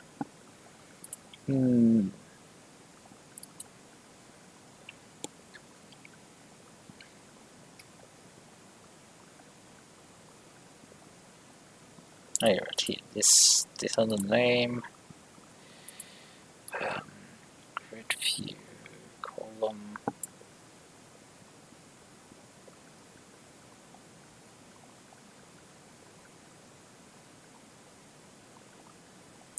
Column header container style. I think that's stay.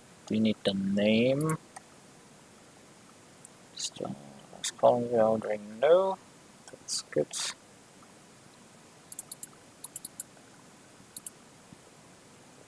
Finding perfect name.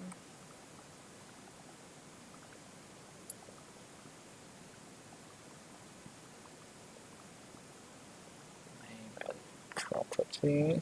Okay, that's good. Binding to rows, yep, that's also okay. Binding to name, but not binding onto a text box, but binding on a combo box.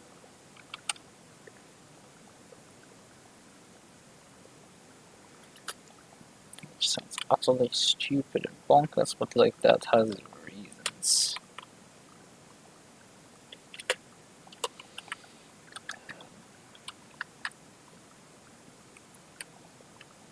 Type. So we don't need to 860 width, probably we need something like 200? No, 3000. 180? Then we need to pass the value also into this thing. We'll take also a decent chunk of space up. Oh yeah, right, I have to redefine the size of this thing.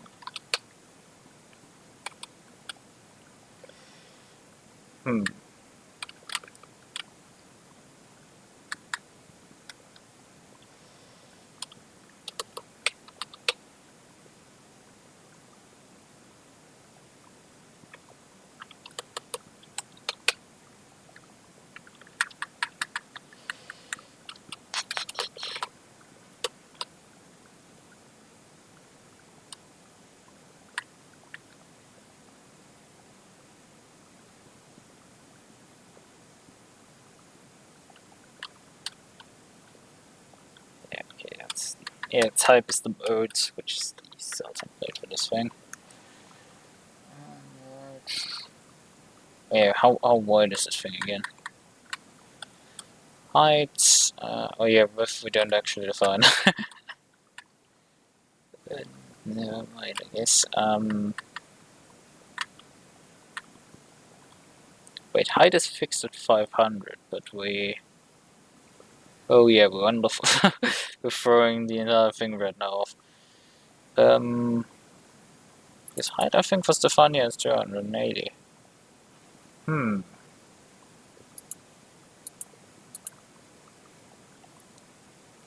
Like which row is which row? We're starting with row 0 and go up to row 3. Yeah, there seems to be one more than actually need to define, I guess. Maybe? Oh yeah, this is... yeah, this is causing it to underflow. So yeah, column width 400, that's that. We're gonna slightly increase this thing further. To 480. Yeah, I think that's good. So 40. Hands up correctly. I think we can remove the height parameter out of this. And yep, should do that one. But yeah, we now know that it's like 400 in width, so we can just go here and say 200. 180.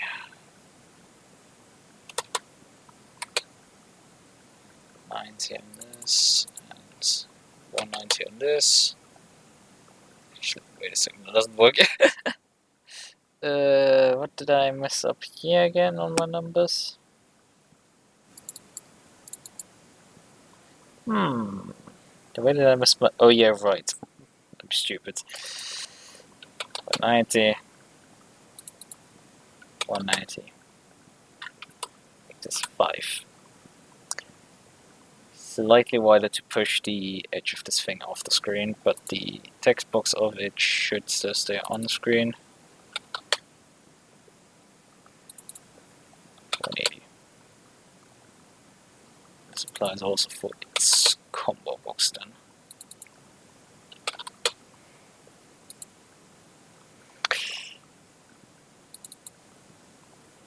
Name value.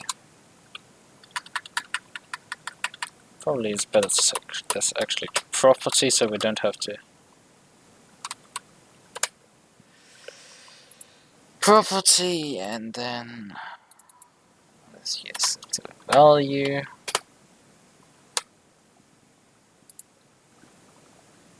And this makes sense.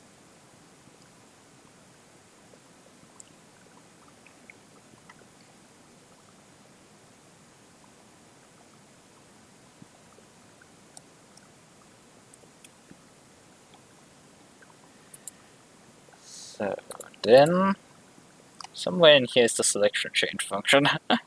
Somewhere in here, which just says something.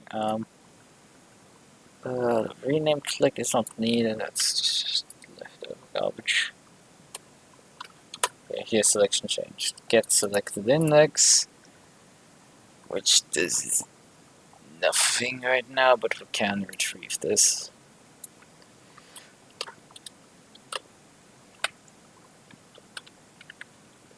Properties, actually we could just reuse the code I think here.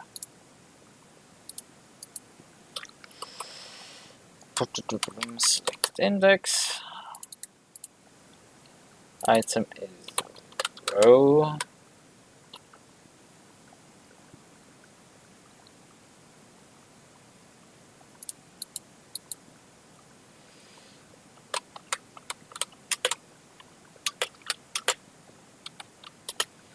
Model dots.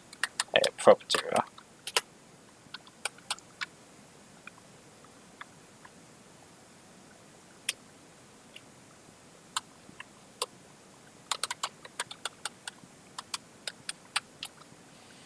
Return row. Yeah,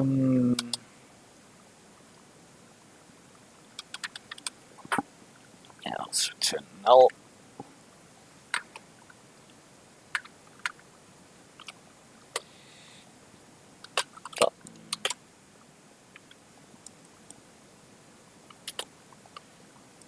Enable true.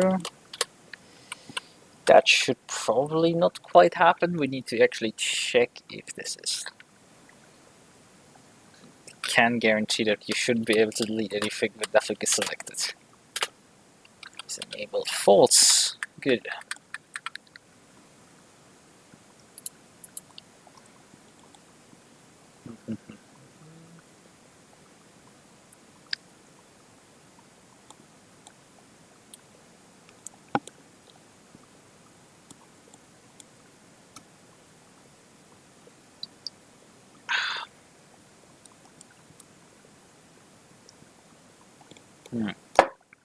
Not sure if the audio is bugging out. Give me a second.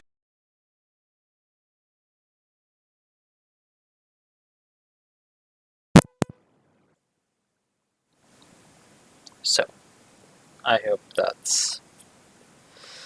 I hope we don't have to deal with the problems that I've been dealing with. Discord and stuff. That's not something I wish on anybody to hear. That stuff is not nice.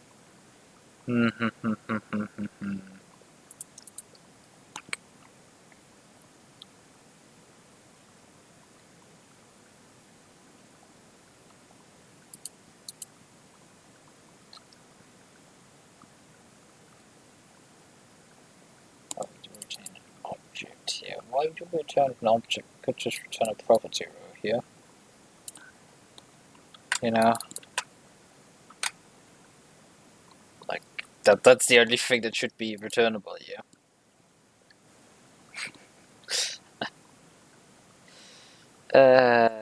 But let's just... Okay, fine. I'm gonna just leave the property row thing.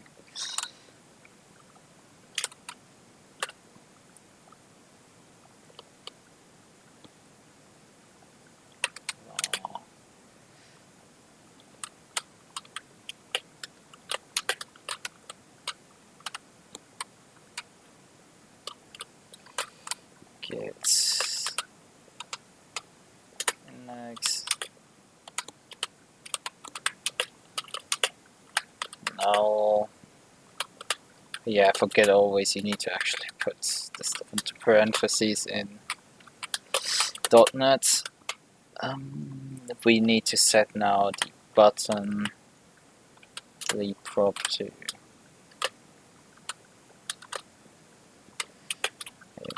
false because clearly something has gone wrong here. Turn as well at the same time.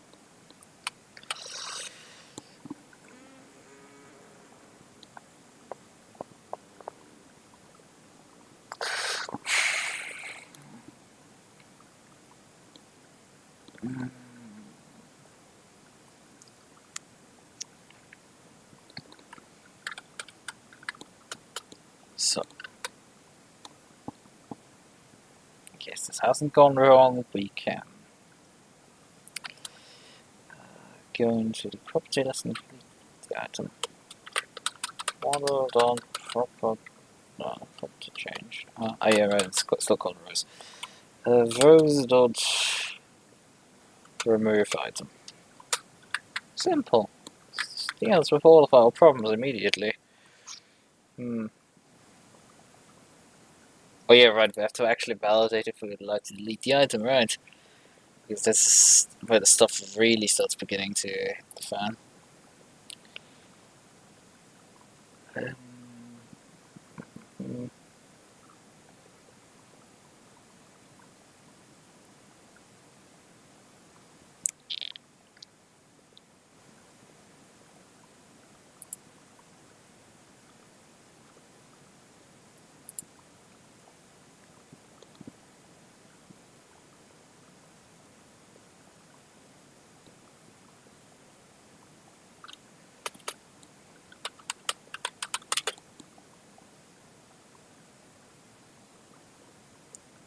Private.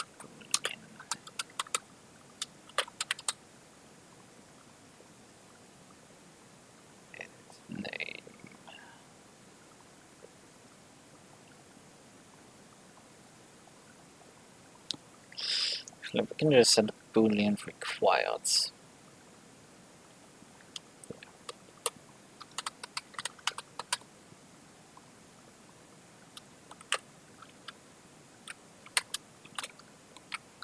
I will get a setup for this one.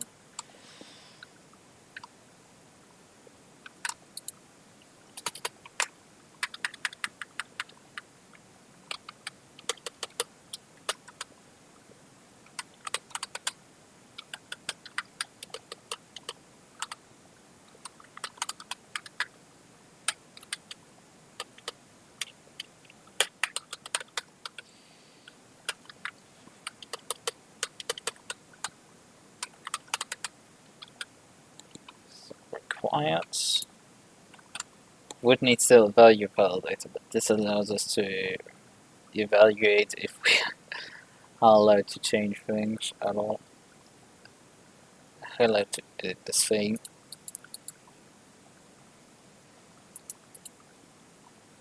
You would need still functions and possible values for the other combo box. That's still something needed. Deal with that later.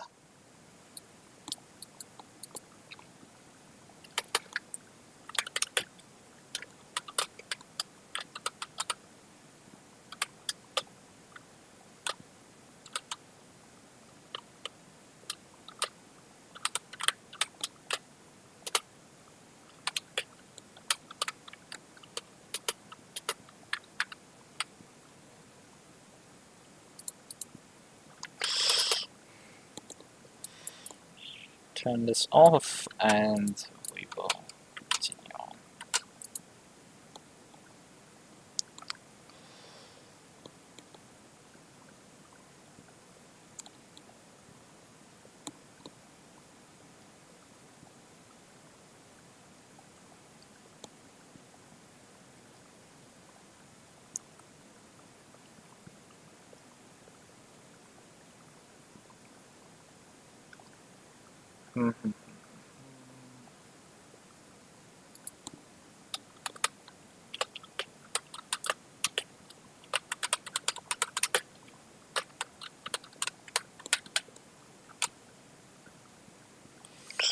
Let me just at least write down some to-dos before we end tonight, although we're not ending yet.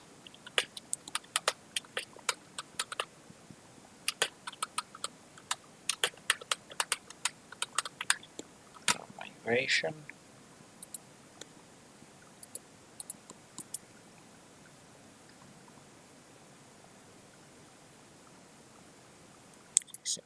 Time. Uncheck development or just check something.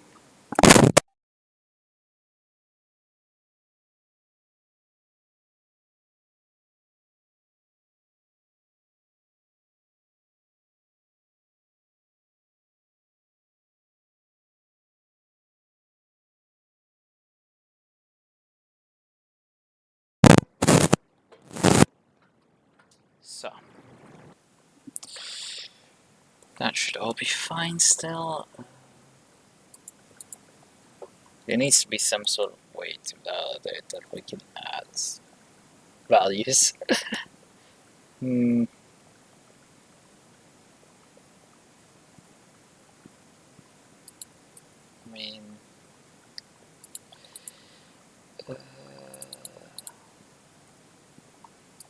yeah, this one can be validated by setting the. Right, we need to also figure out something first. Let's just do one thing after the other. So, name.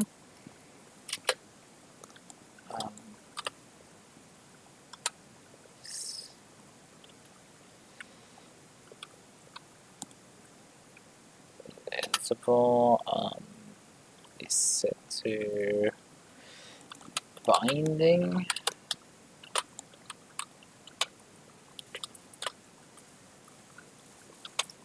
Of required. However, we need the inverse of required.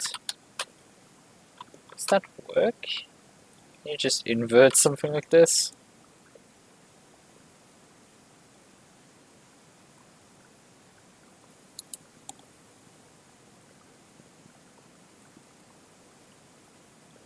I mean, we don't have any values to quite check this yet.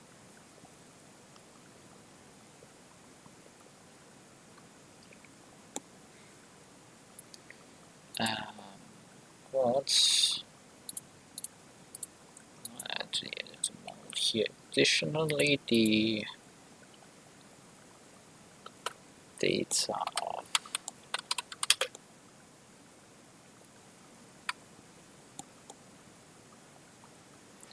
here we need an observable list again for the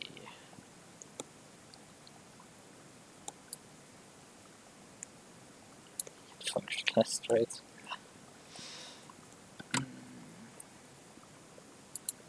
The public function here. Although nah, this is not public. This is actually a private one. Because we don't know, each row does not know the plugin manager and what function we're currently running, so which potential values we can set here is up in the air a bit.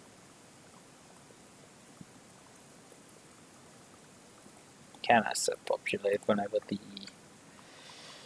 function changes? So we just server collection string for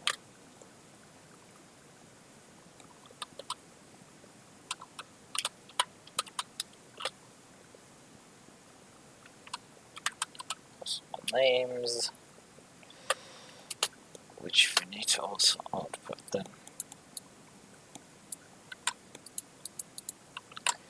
So collection string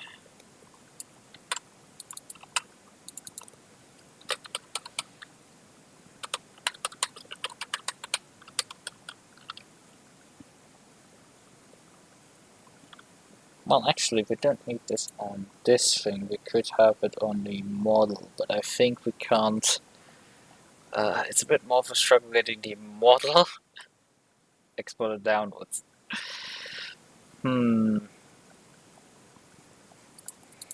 Because the model could easier have just a function to answer this problem. Because the model also knows where the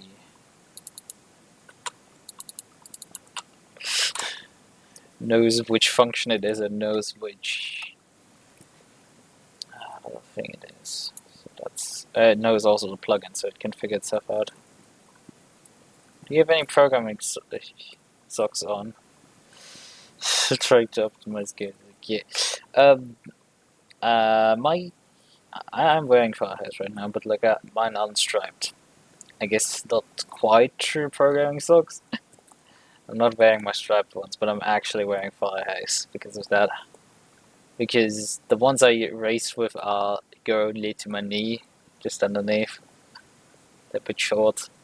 It's not really possible to find that many long ones, but like wearing an extra long pair actually goes up quite a long way.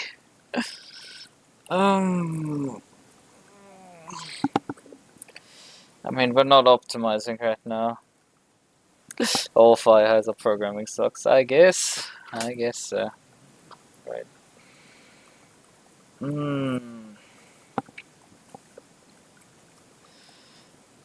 Okay. So, can I do a binding that points to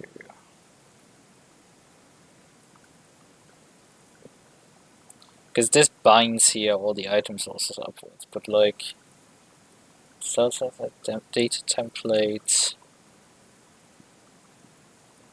so it has to pass this value into, which is more difficult.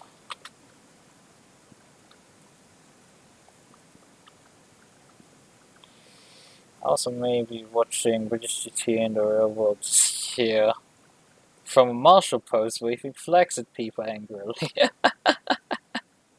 Well, that sounds interesting.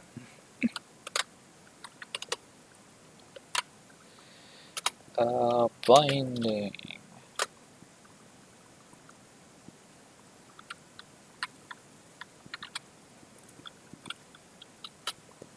What's the next path there? Boy, that's like, that is really useful, you know, games. God, I love sometimes all these things. I'm like,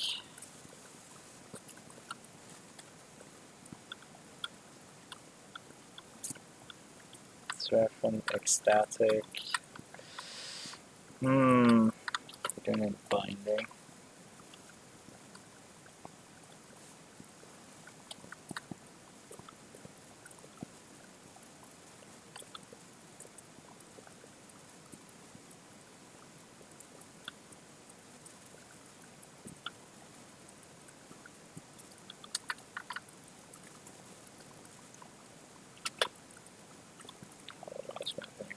To source.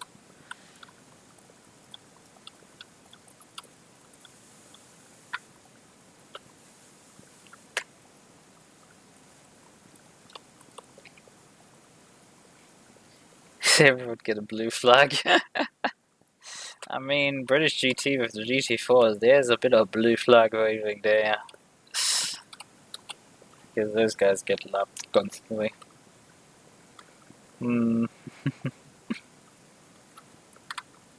Guess we're just gonna do it this way, which isn't particularly the smoothest, but it's just gonna do the job. So names.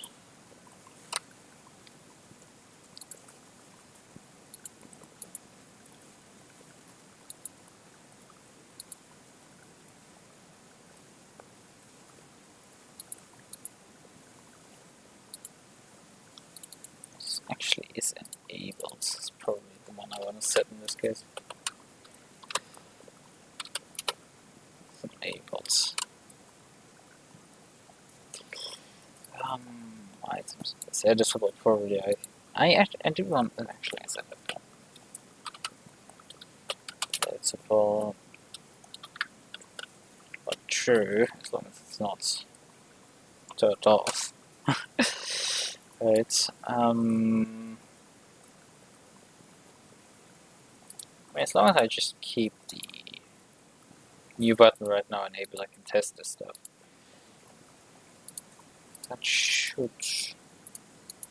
Well, right now I'm not generating anything on the new. I need to do something there.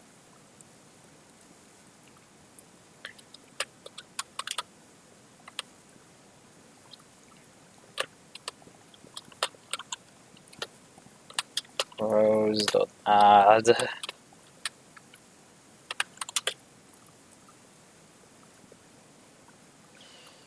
New action model is property row. And then that rolls off the tongue there. It has a name of. Well, actually, we don't need to define those then. We don't define anything really. Except we do need to define required, which will always be in this case false, because otherwise you can't create it. Otherwise it needs to be created before it has a chance to be. And you could have a function for possible names, but that's out there. that is out there. That needs to be sourced out of, I think, the model itself. Which just doesn't make that a bit interesting. Currently this thing is null, so let's just do this. That's at least defined. So this works at least.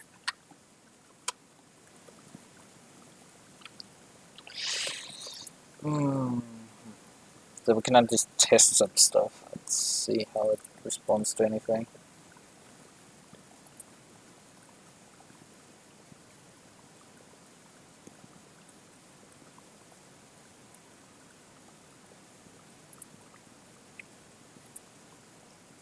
Oh, it's oh well, it is still falling off the window there. At least hot reloading is a thing, which allows me to just go into here and just be like, yeah, set the shit up a bit. Oh, there's my window gone. Window? Ah, there you go. Right.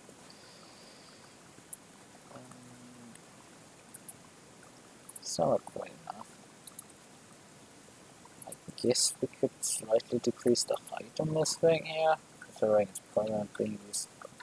We can go up to 500. 500. Okay. Then I think we're gonna just slightly take a bit of this one.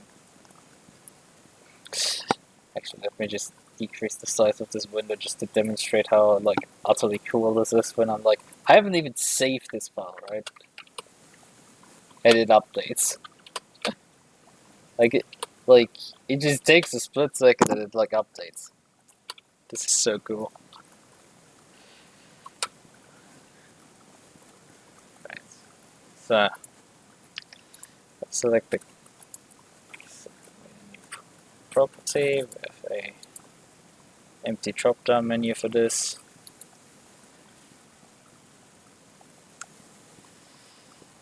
Looks a bit weird with its spacing, I guess.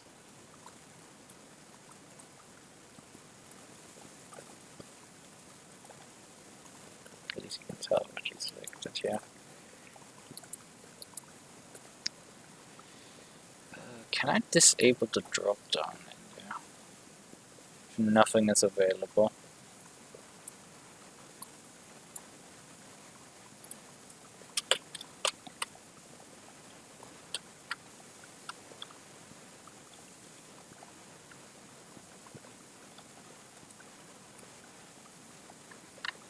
Allow drop. False.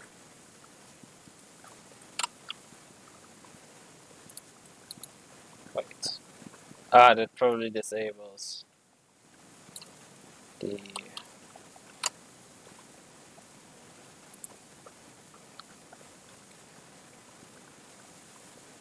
This is not set as edit font. We can change a few things here. That's what Windows are missing right now. Some actually important stuff is missing too. Let's let these things work.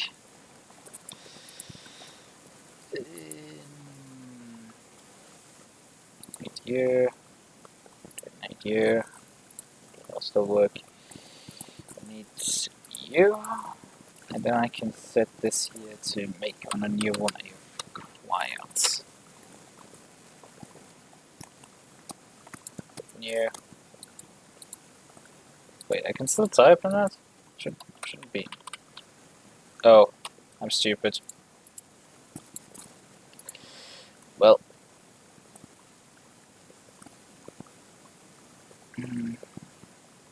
Oh yeah, also these are set on. I'm gonna start them. Let's turn them off. Well, actually the model is defined first. Yeah. We probably want to turn them off in it over here so it can be overwritten by code.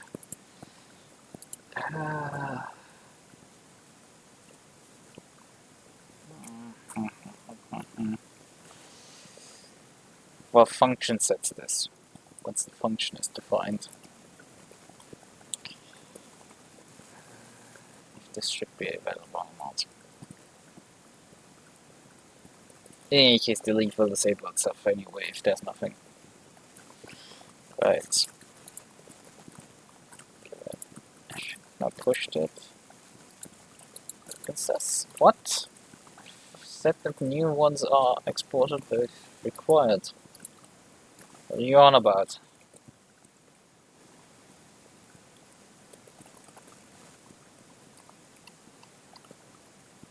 What do you do here?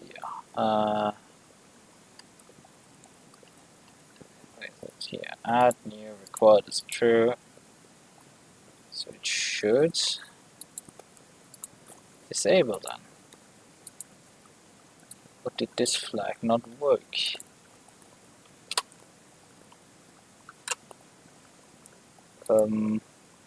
Yeah, it is clearly working. It's just, you know, inverting it doesn't seem to work.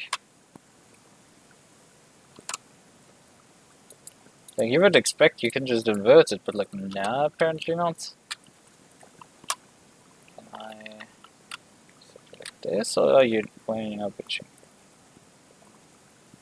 Hey, I want to do like a basic transforms on the value. Basic shit. Why are these not working? It's like, come on, I don't want to make a new value just for like handling this shit. You know, we can also label this as not required, which is probably what I'm gonna do to handle this problem. Which is fucking stupid, but you know, gotta just do it like that. But we can't change it. Oh, we should be able to change it. Not required. It could be such an asshole that like the value stored in here is actually still that. Right. Because this works. It's really easy. But like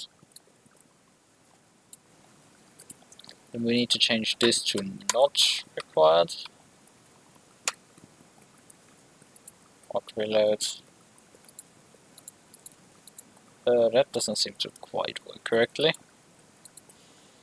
Not required exists. Seems not defined correctly. Oh, it's... Oh, this is correctly set, at least it's not required, because it doesn't allow me to delete it.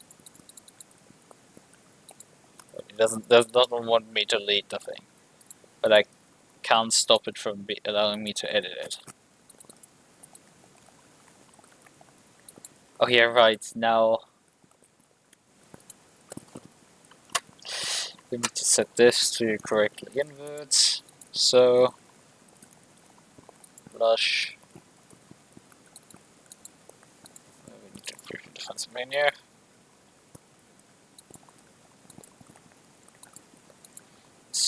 Oh yeah, we're still setting not because things are now weak. The logic is backwards. Things are weird. My brain hurts from having to deal with this shit show right now. Wait, I forgot to flush. Why are we still allowed to edit? God damn it! Why are you still allowed to edit? You sack of shit. Why are you allowed me to edit then? Is the property not required? Or I guess the bindings don't work correctly yet. I think that might actually need a recompile. Because I renamed that property. Just for it to be correct over there. It caused me immediately a headache everywhere else.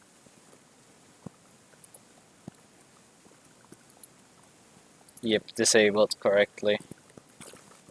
Good. That's at least something. Now let's continue with our regular schedule program. So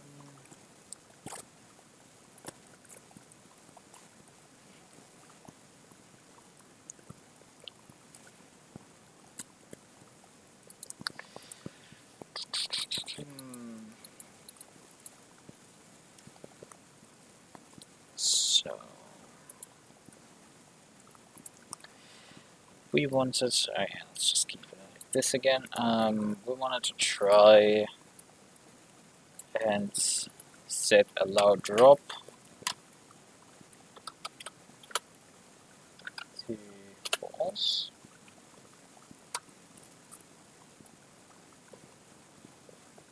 But it's the drag and drop.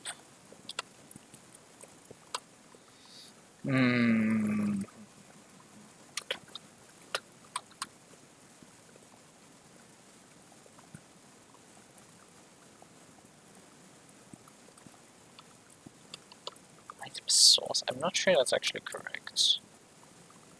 That should be handled. No, that is correct. It's over here. We do the same. Item source.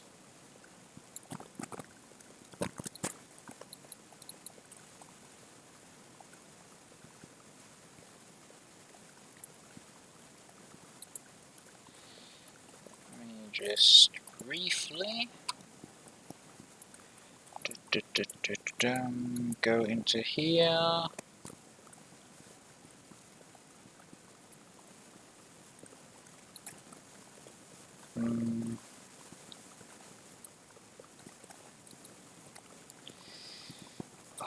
we want to change this to be again that like it's not actually required correctly.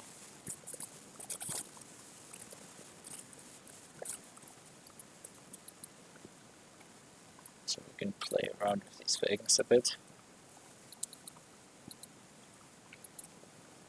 Is that still true?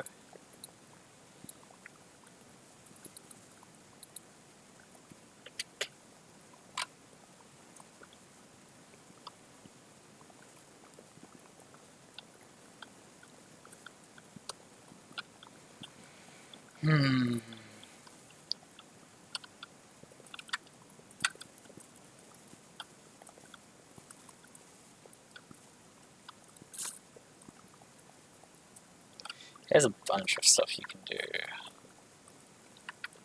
These drop down open well.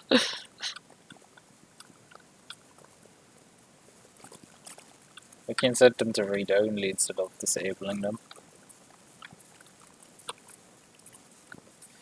Might be a better idea in terms of... Oh, and then I can invert this.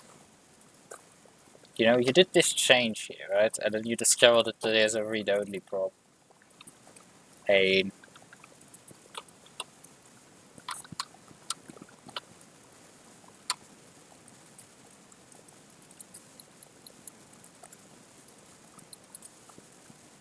Oh, but you can seemingly still select out of the drop-down, so I think I need this enabled. For this. So I don't get tooltips for while the program is running and being debugged. Because this should give me... Well, we could just look up the .NET. .NET WPF combo box. Alright. Combo box.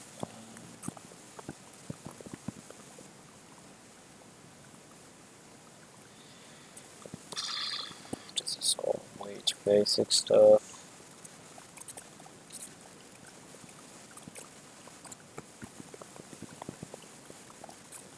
Automatic styling, yeah, it's all interesting, but not my stuff.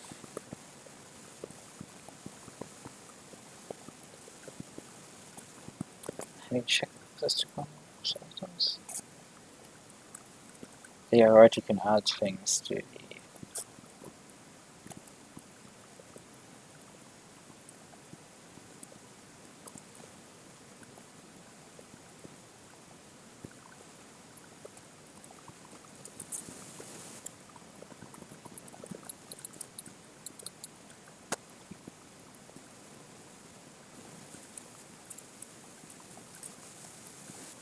Well, I have the specifications, not the...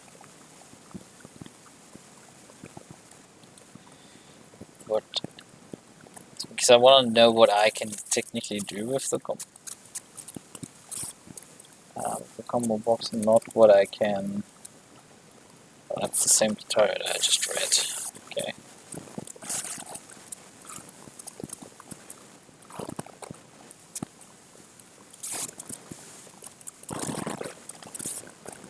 Defining combo box.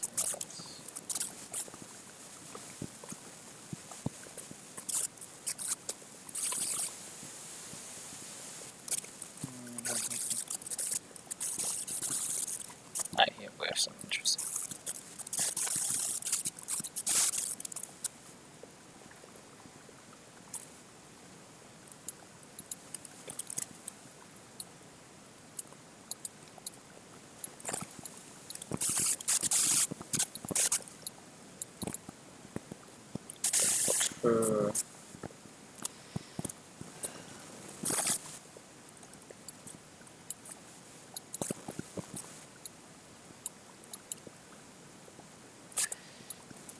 Search case sensitive, true.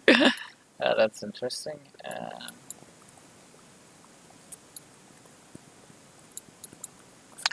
Search text enabled false. Now I think those are features that are fine.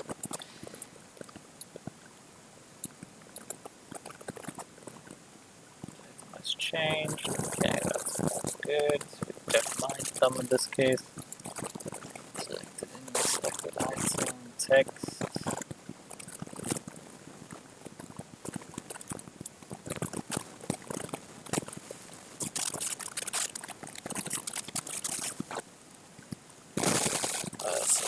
Just you control and go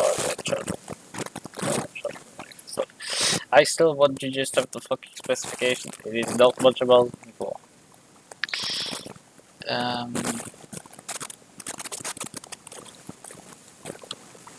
Oh yeah, I think we found. No, it's still isn't.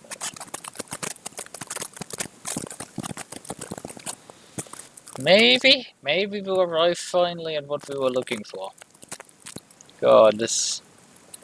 It was an adventure, but I think we've got there finally. A minor adventure here, customizing the combo box, right? Drop down, further drop from preferences. Close read only. Down high selection box items.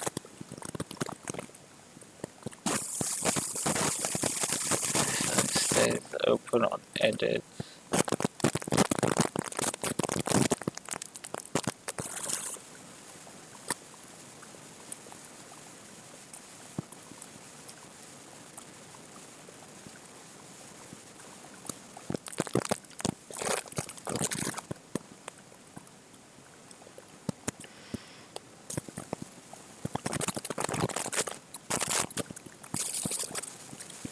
Context menu.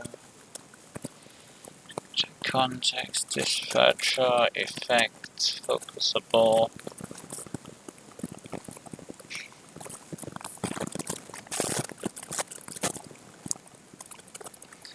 Has items. Okay, probably doesn't.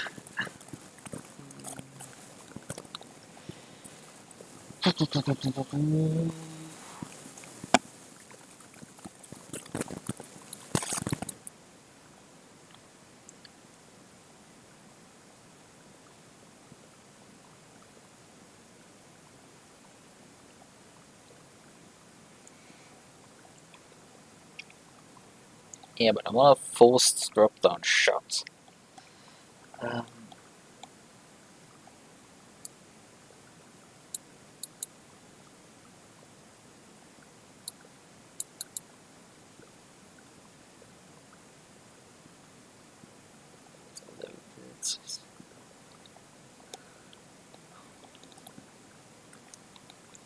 Mouse capture directly over is a read only. Selection only mode.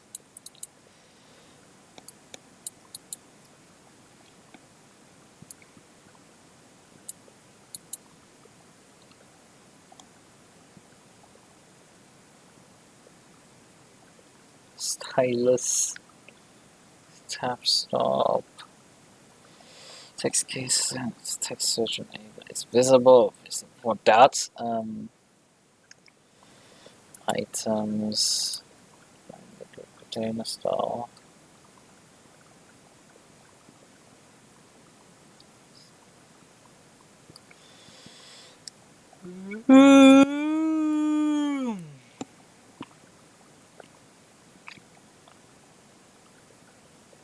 Name, opacity, padding.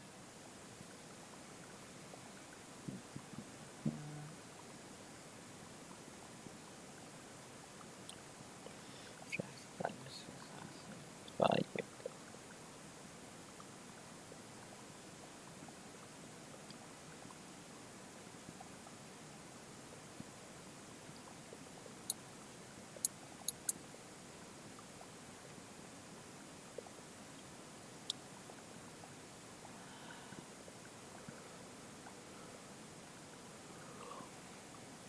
God, I feel tired.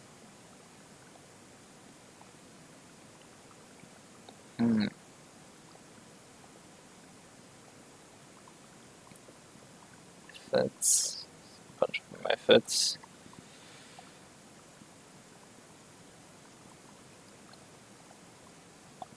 I mean, there should be, I think, events for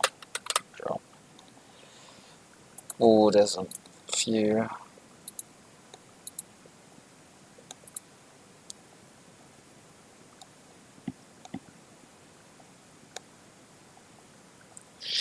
Is a read-only property has an effect only if it's editable is true.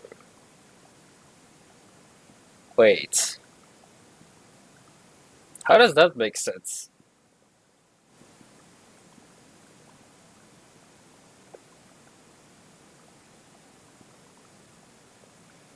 Oh yeah, there's a literal table here. God, what did you guys do here? Is that a pull?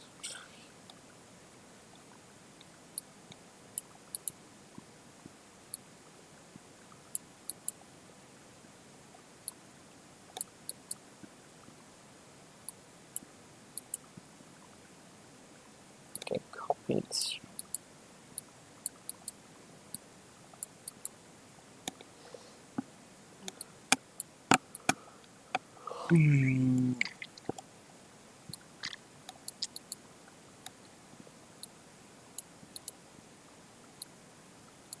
It's a string that does not copy.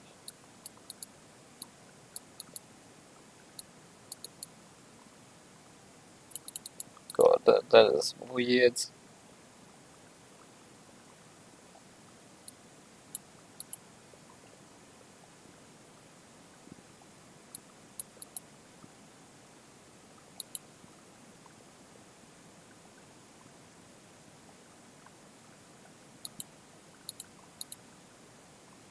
Actually, if you set max drop down height to 0, what happens then?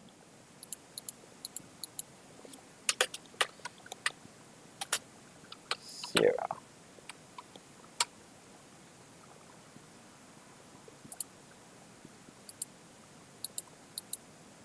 Okay, you can't tell it opens, which is progress, maybe? I mean, to hiding the thing. I still would like to be able to do some math within the XML.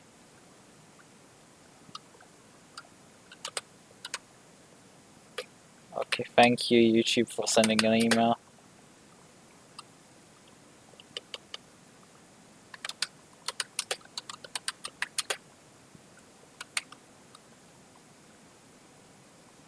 XAML. So these math operations and so on.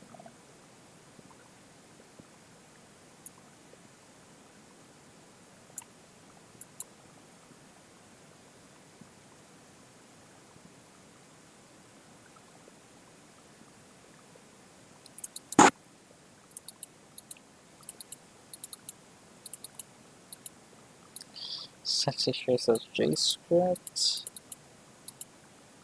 I mean, we don't technically want to set the max drop down height otherwise. But this should be able to expand. So this isn't like the be all end all solution to this problem. There are ways to actually do math in this. Good fun. Actually get back to this. Drop.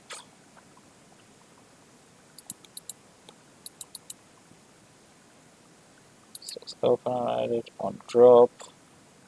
It's for drag and drop events. View drag and drop. It's more drag and drop.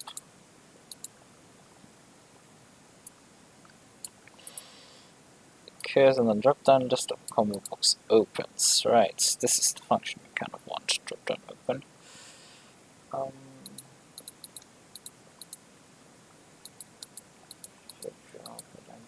That's the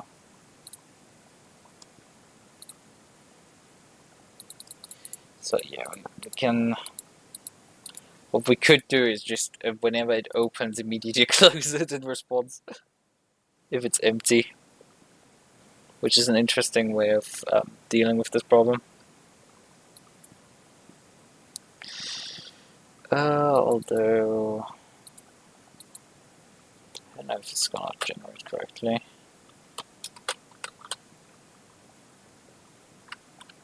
Drop Then opens new event handler. Degenerate over here. Yep.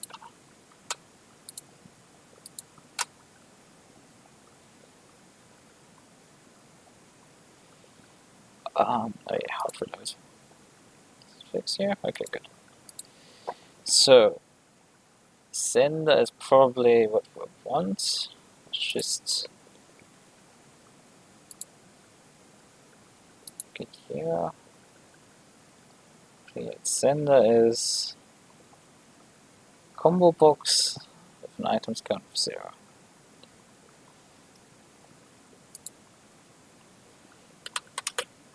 If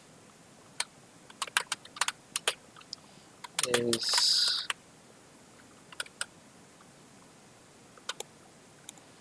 what type of combo box are you? System, Windows, controls.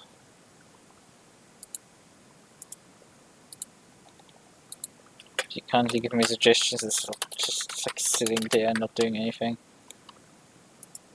Just bitching about the fucking error.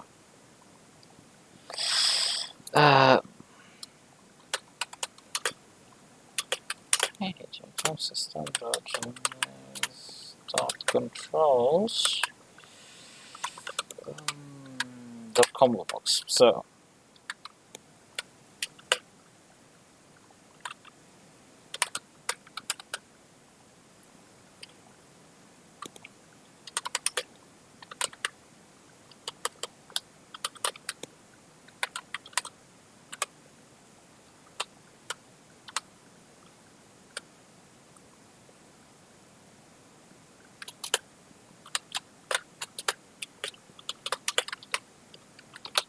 zero.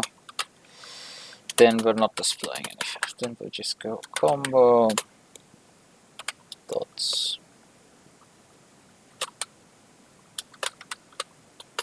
open and set this to false. Right, which should do the job in terms of stopping this thing from. Yep.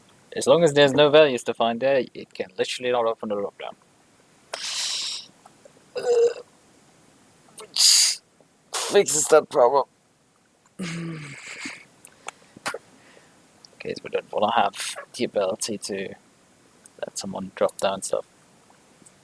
Right, so we did with required, sort of. We still haven't like made it possible to define that something as required.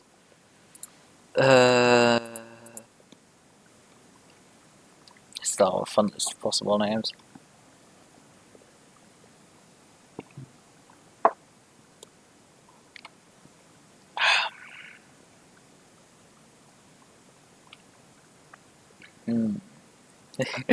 Me just noticing I'm falling off the screen. Possible names, possible. But we need to technically also possible values for reasons.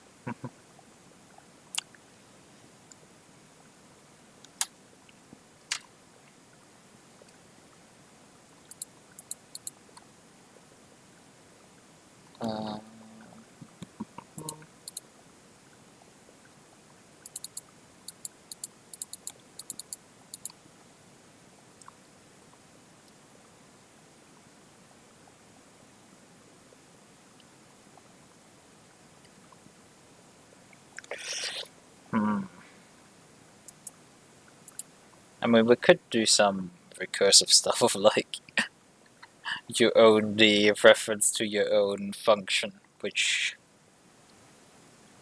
would allow it to figure itself out if it's required or other things. You know, fun stuff.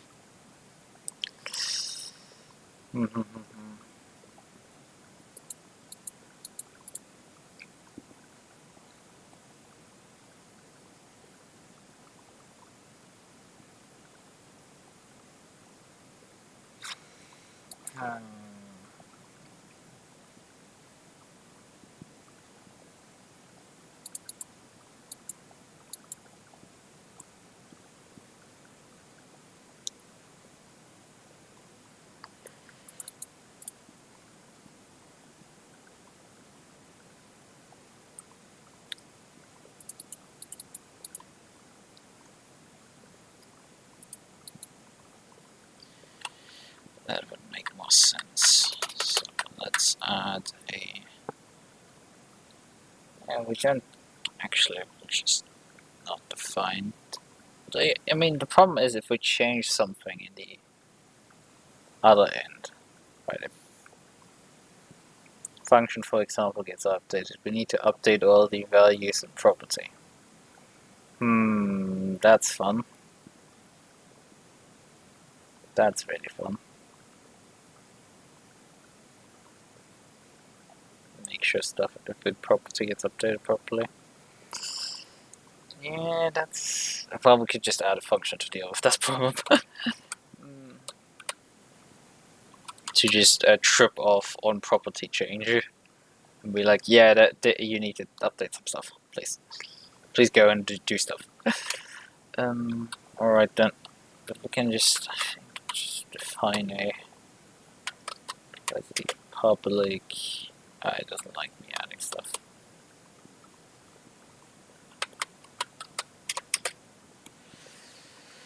Public...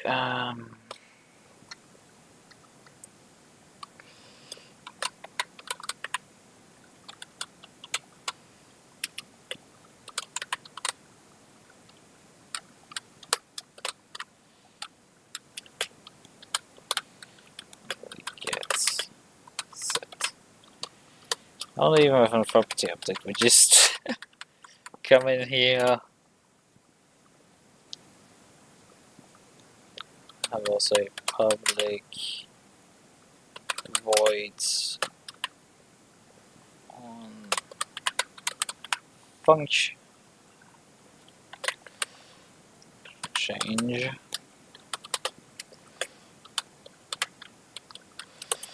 And this allows us to just trick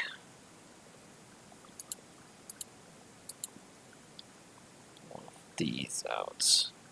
Although I probably still want to set required as a flag here in each property, so the property knows that it is required. It isn't just some fluke or something. But yeah, possible names is something we can clearly outsource. Just gonna yank that out of here.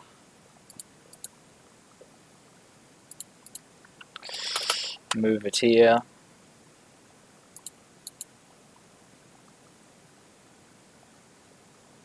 And then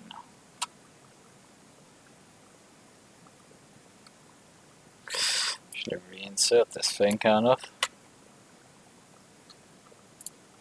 So in this case only with a getter. This getter will call owner dot possible names. So, and in case function change, we will just call in on property changed for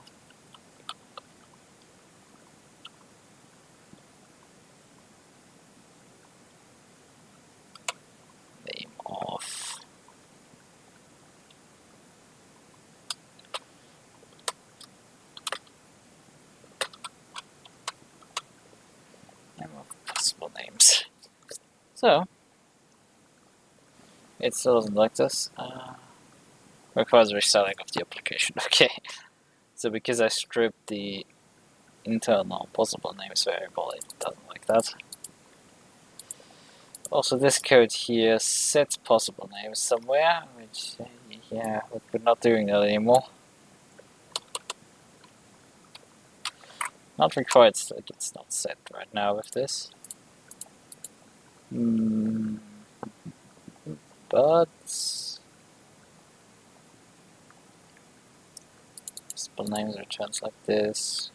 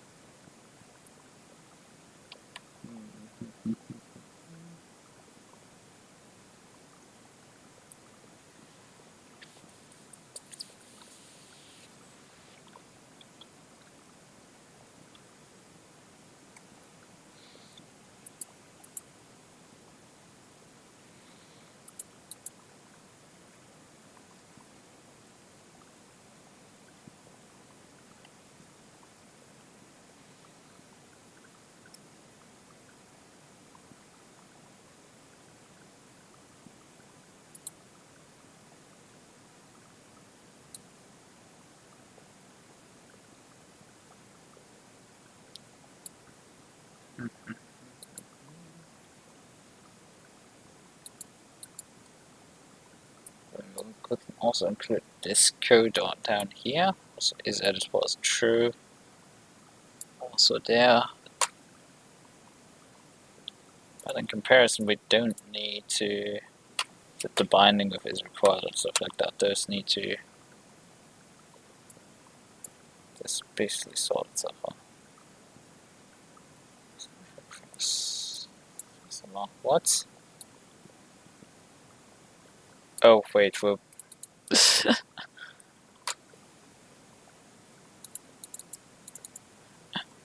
thanks to value is not a combo box yet. Well, that should solve it now, hopefully. Let's look. Yay, we're combo boxes now.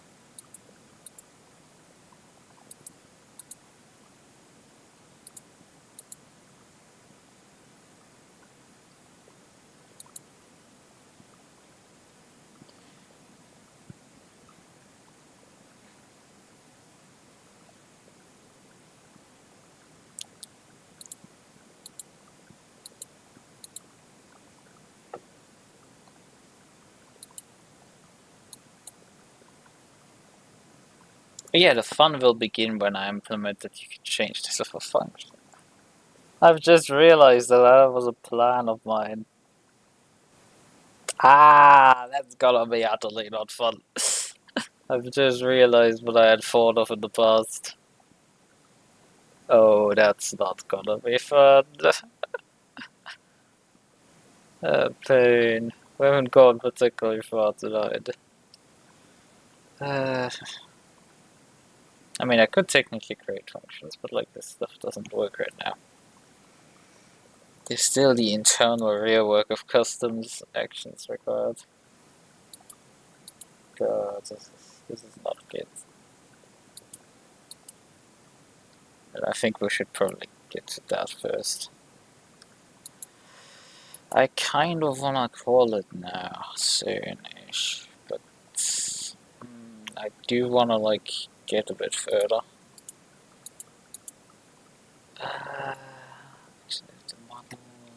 We have the fun stuff. SimHubOBS custom actions. Right.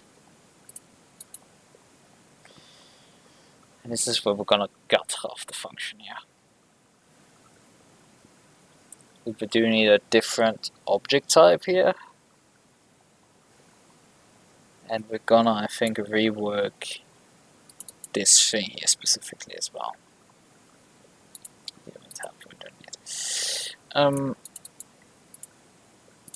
Because yeah, we can pass the method into here.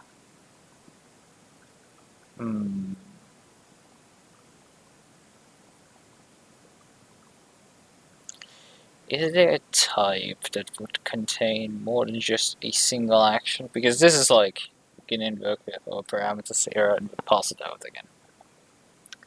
Right, fun stuff.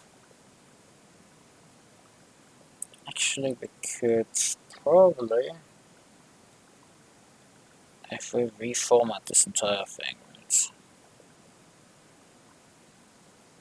Redesign this entire thing. We don't take a type as a generic type anymore. We instead would, the method is a completely, method just takes one type into it, and that is a dictionary of string, which is weird, but the idea is that I would write in for each and every function that exists a parser for its dictionary, which would solve a lot of the problems here. I would write a parser for each dictionary, right?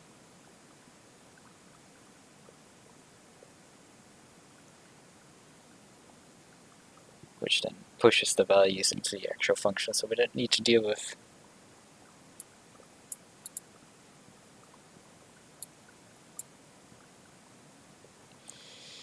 right.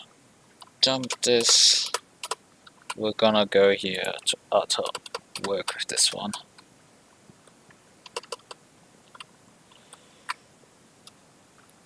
Methods. Then we have the dictionary.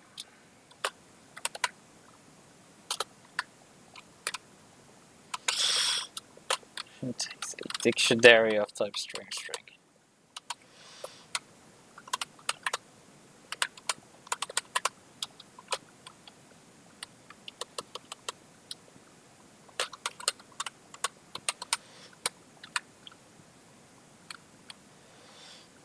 Dictionary, and the action is one of the type that takes this. Okay. Struct obviously has to be changed to this monstrosity. Something that takes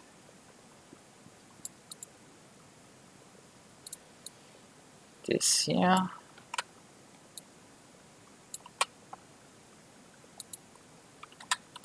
Says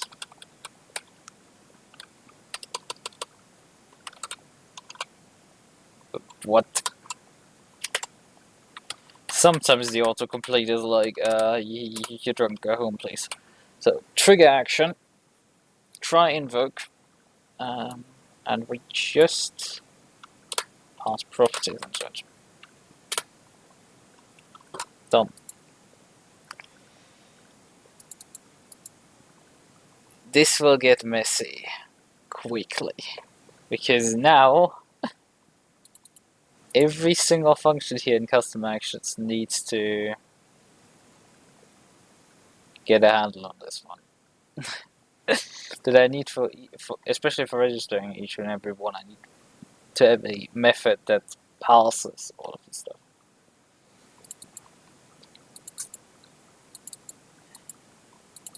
The specific function that contains this. So we will add here, say a new class. We've done many templates. Called a custom action function. Okay, add. I can make this public, I think. It's not too much of a problem. So what this now will do is it needs to take a name.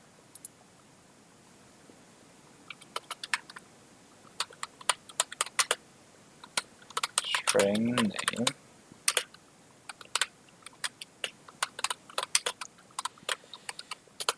We need a name. We know we don't need a description.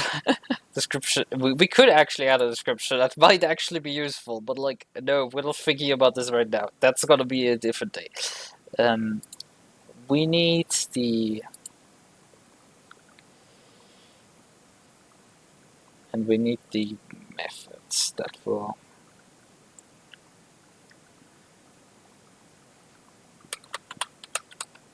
We need the method into it.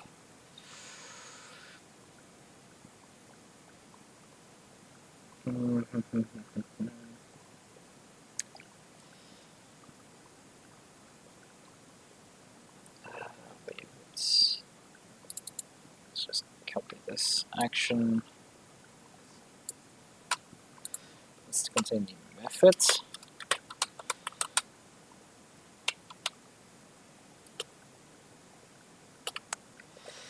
We need also an I don't think it's an action, but we need something that like a function that returns something. Because actions are void delegates that return voids. Although we can just define the delegate briefly to fix our problem. Because that's gonna be fun stuff.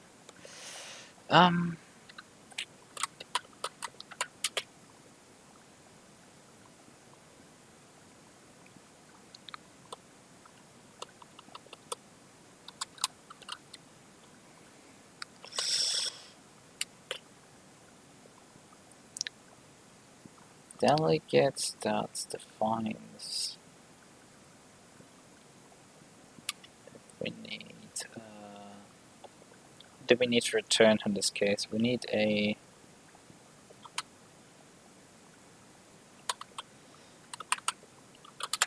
string array returns for our. Should we do right now the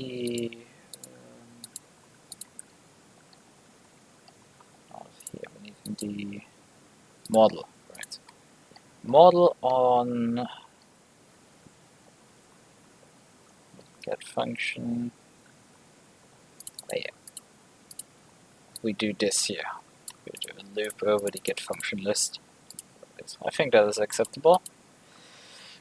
Have a string array that returns all the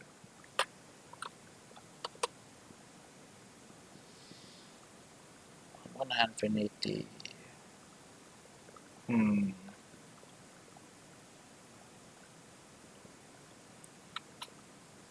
If I think it makes more sense to make a dictionary. I think a dictionary makes more sense. Okay, fine. I'm gonna make a dictionary. String.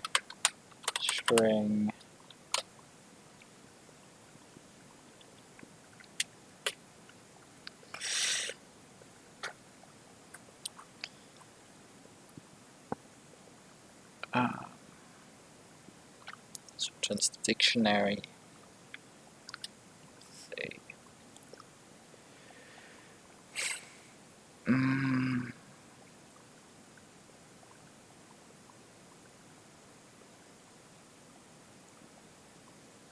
The action delegate actually defined again. Public delegate void action. T. So, what do we call this thing?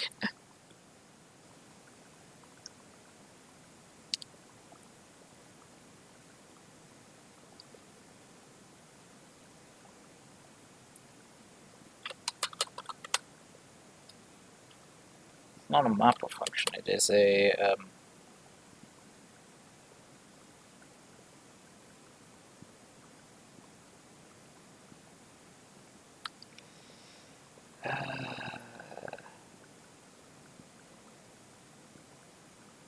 it should technically not be a map, it should more be a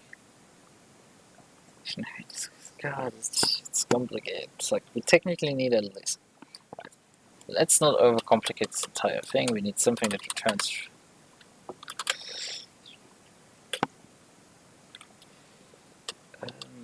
Can you?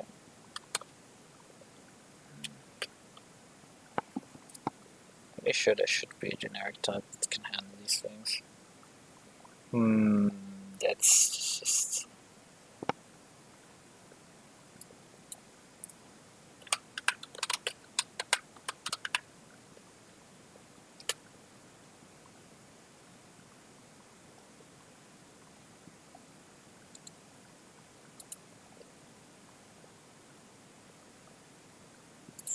So,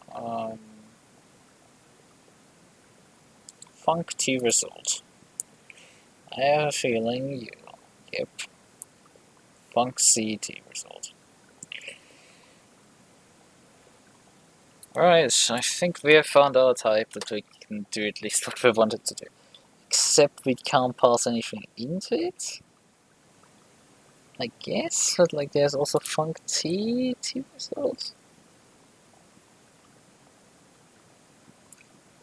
Yeah, that takes T in and outputs T result. Good, that is actually useful. That does, I think, the job that we actually needed to do. Yeah, so we need a public func C that intakes a dictionary, which is odd, but look, fucking good. And then outputs a string array for.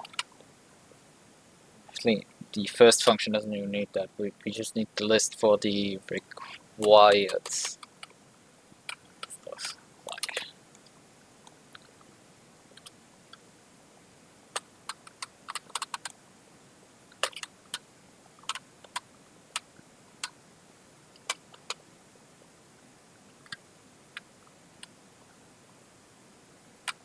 specified public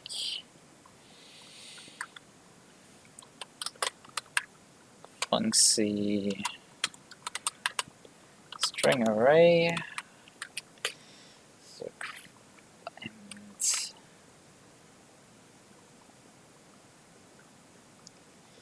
and it starts getting a bit more complicated because we need optionals available, which we may just also pass into a dictionary in. Dictionary, not the large string, small string, so string,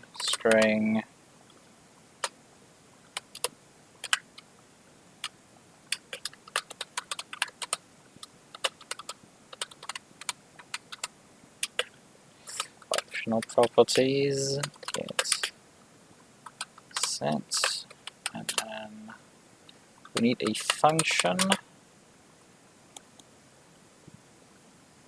that takes also a dictionary, but also takes the type string. Yeah, confused much. I am at this point also too.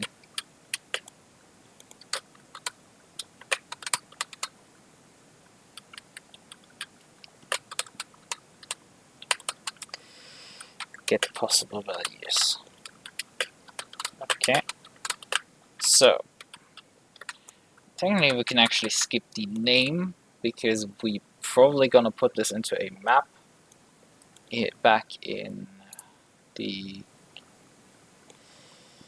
where are you? Custom actions here, right? Only have to comment this section out because it's otherwise gonna break. Any throwing errors, and we're just gonna, you know what, it's fun. It's very fun for now until we start solving this. Just probably not tonight. Gonna put in a dictionary string so we can still map things. Custom action function.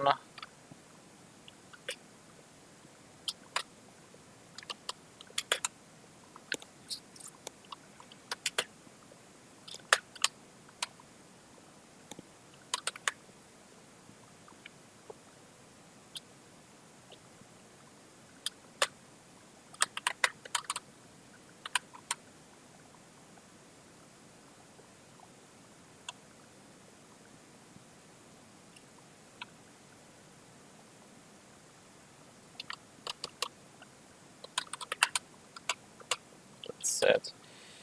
Okay, so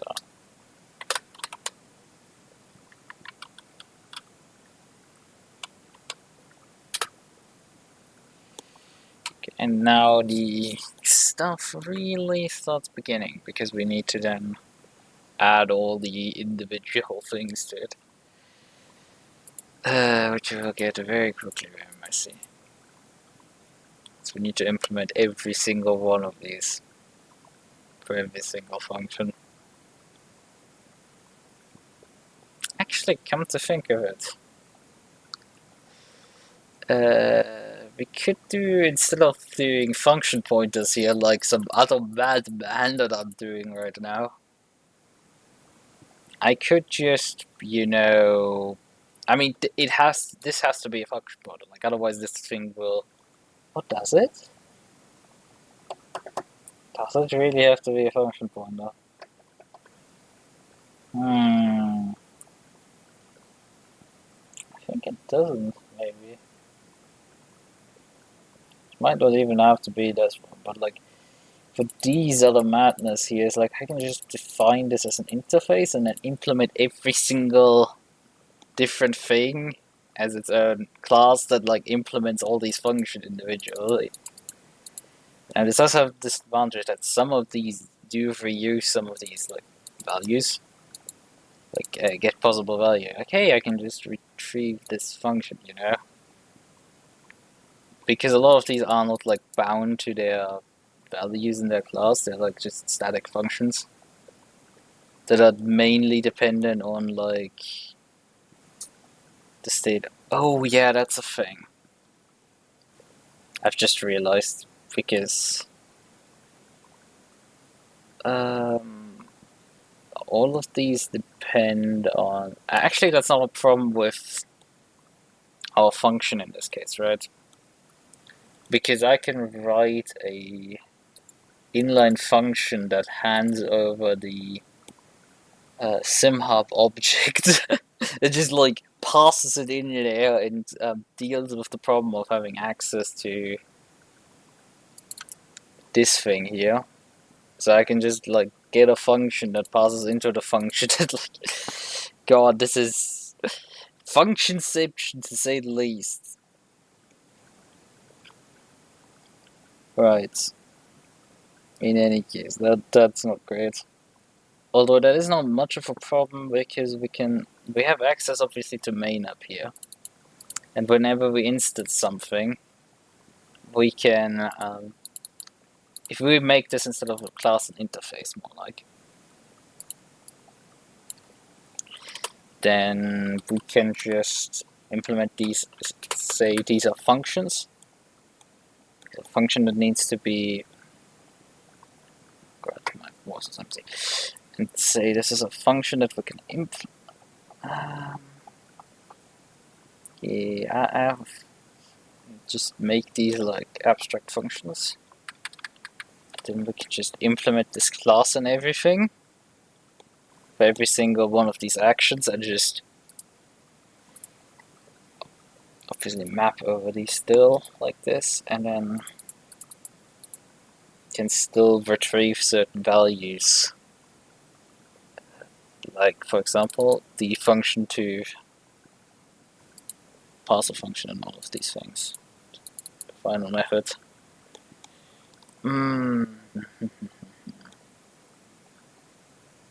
Right. But it does make sense, all of this.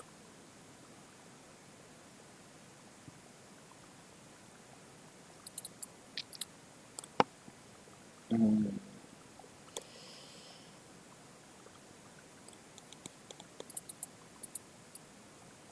don't even need this here technically. We can just make it also a function and then call back on. I don't even need to technically modify this here. I can just, whenever this thing gets instanced during the where are we here again? Here during this function here, whenever they get instanced, we just, whenever we create a new custom action helper, we just pass in here the custom action function method, which is with this, which would be an action with directory.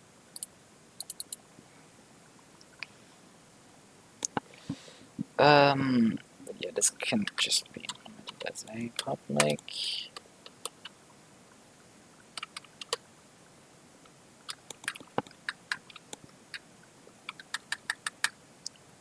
Interface.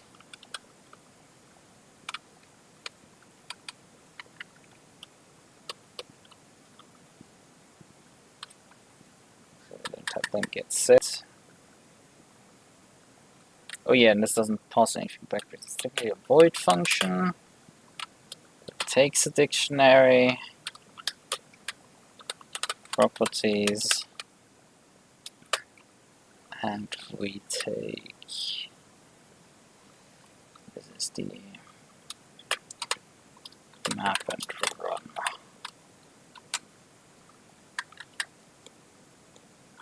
Hello, why are you still complaining about something?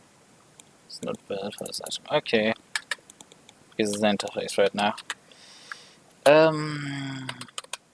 Void string array get properties.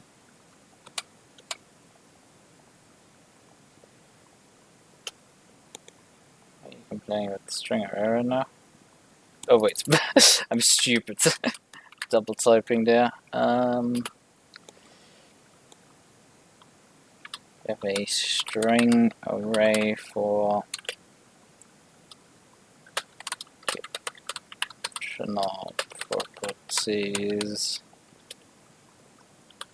This takes the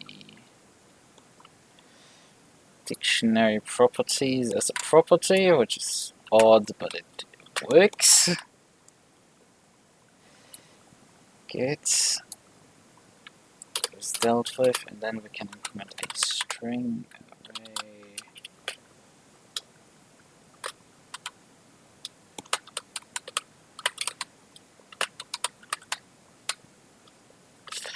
Use which passes a dictionary properties.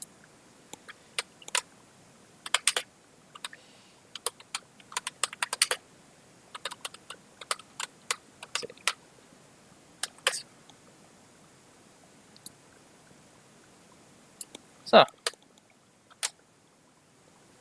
it's an interface. Oh wait, no, that would be good.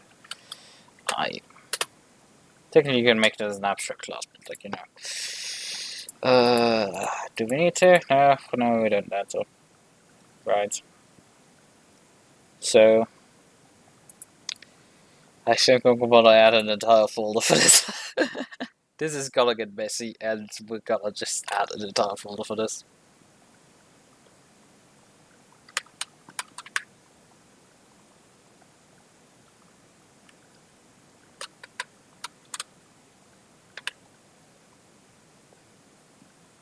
Custom action, okay. And then create a new class in here. Which one we're gonna start with this? We're gonna I think we're gonna just implement one and make this entire thing work. One. And then we can't test profile, that won't work. While I'm streaming, you can't switch profile. But what we can do is current scene. So that's the one we're gonna do.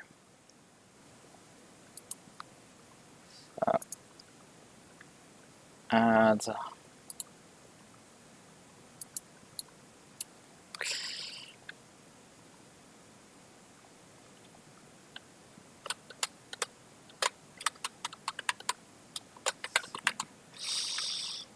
Okay, add this class here, make it public, and it needs to implement the interface custom action function, implement interface, we need a private SimHubOBS plugin. Well, we can actually set this public, so we can just on instantiation deal with that. Although I probably want to do a constructor on it. Let's just, I guess we can just make, because it's anyway gonna just run through the constructor every single time. And there's only one way to construct this thing. So set current scene. Thank you, autocomplete, that is actually really useful. So map and run. Right. How is it currently implemented? Well, set current scene is set current program scene. This function takes the scene name. Right, so we're gonna get optional properties, just returns empty string. Well, we can actually return null, I guess, although I don't think that's probably particularly a great idea. I think it's a good idea to just return an empty string array. Yeah, string array. I think that's a good idea. Just what the? Yeah, that allows us to check if you are in general able to create anything. Get optional properties. Get possible name will be something we're gonna check the number. Possible name will return from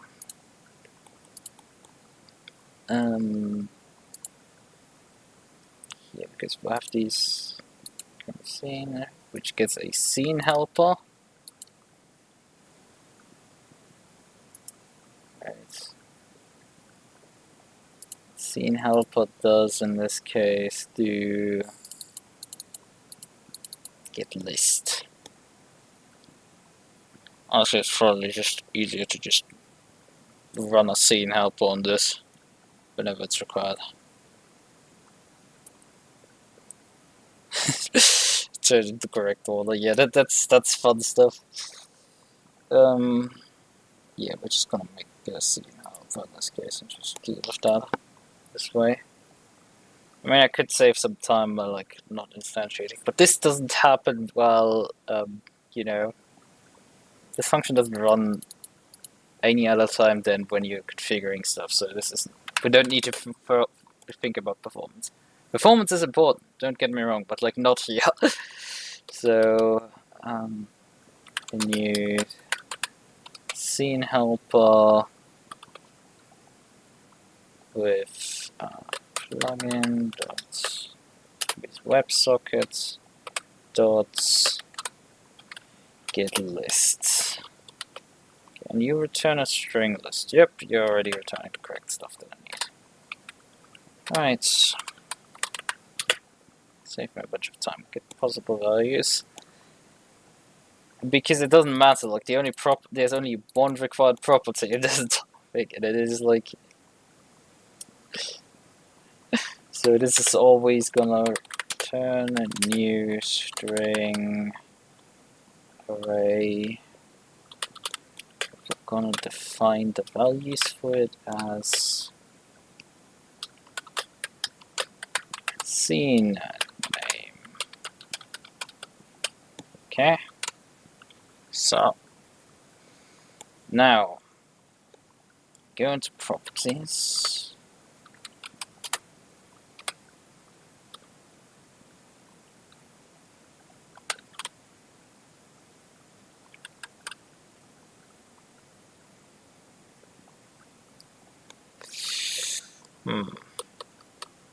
What happens if I do an...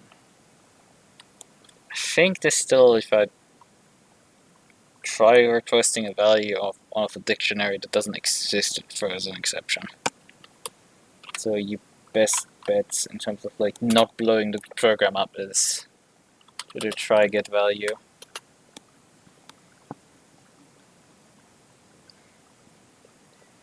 Thing is, what do we do when... Well, we can just exit in this case, I guess. So I guess the easier way is if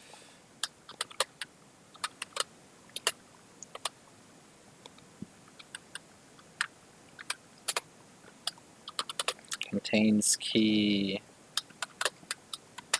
scene doesn't contain this thing. Well, technically we should cause an error to be thrown, but like, yeah, this is fun. Wait, we can just actually log a proper error message. There's no reason why we couldn't. Right. We can just grab this, go into here, grab this, and return. So, if it doesn't contain this property, we exit. Simple as ever.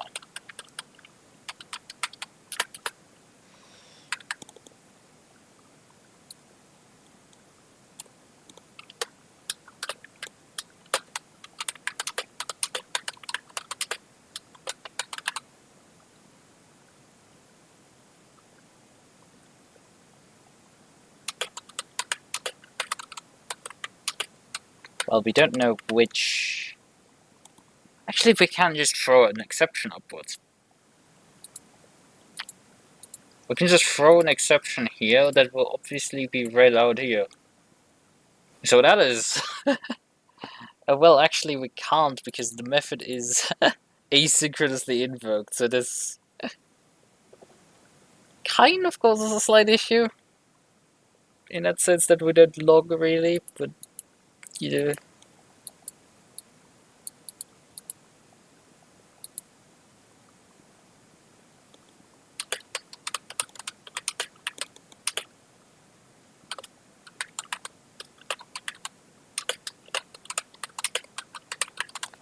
Okay. Technically, this could probably be thrown again when there's no scene defined, but it should be fine. I'm just gonna throw this stuff out.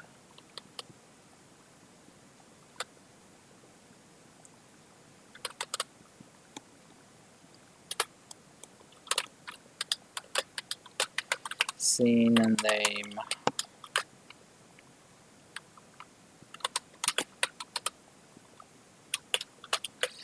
Here. Scene. We could check if the scene is actually, you know, whatever. We're just gonna change to it. Number column plugin dot vs WebSocket dot set current program scene. I think it is. Isn't it? Set current scene. Yes, set current program scene. Okay, good. And then we'll just pass scene in. Alright, start. Yes, saying I'm good. Fine. Okay. So that was downright simple.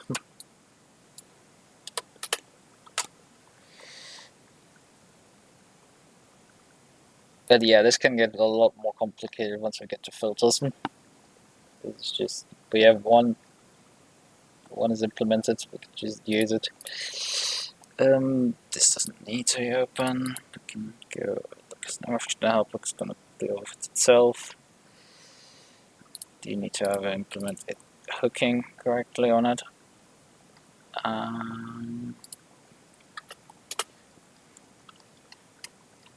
Can get rid of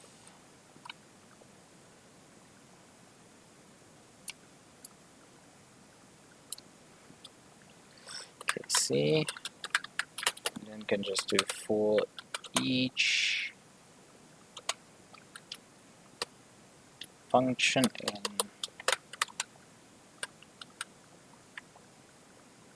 custom functions return list dot add item, not item, let's get function dot key. So that's this part. This function is no longer needed, it will be deemed obsolete.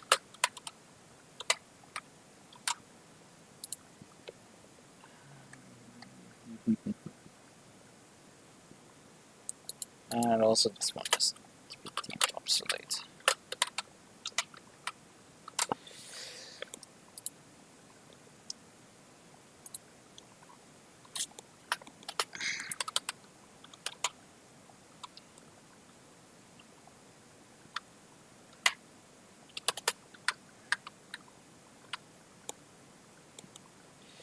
Each item in this section here.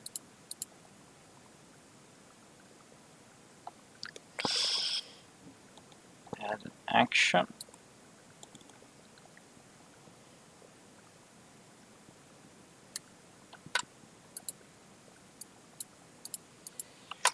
So we do change over here. This is this here. We will have, however, the custom functions item dot function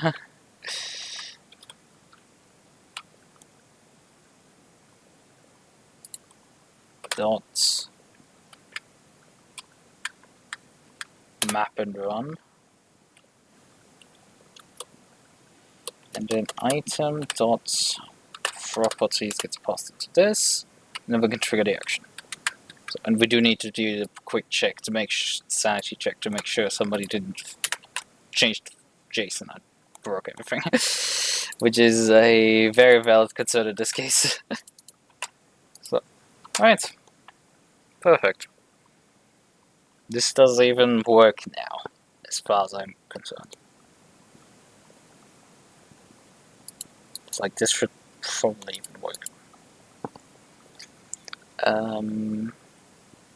We do need to add actually the function right now, because the functions don't add a new set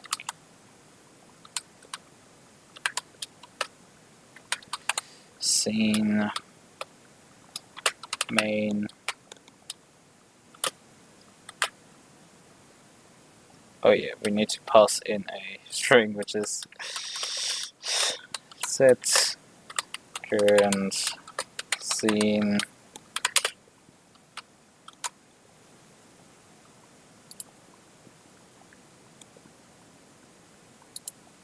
using this. Oh, you want to simplify this? No, we're not. Just screw yourself. Because there's gonna be a lot of these calls here, a lot of them in a very short succession. And this is gonna get messy if I pass this any other way. Gonna do a lot of them very soon. Right, we're gonna need now to implement in the editor model get function list. Get function list does do its job now. Storage job. Get possible names.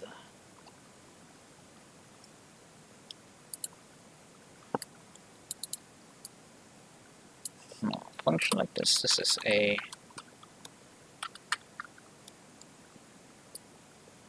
getter.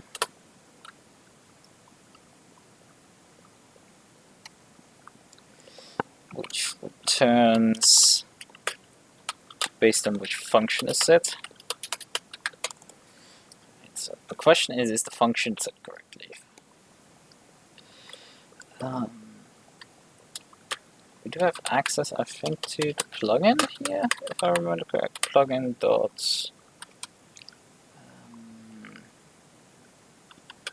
custom action manager dot.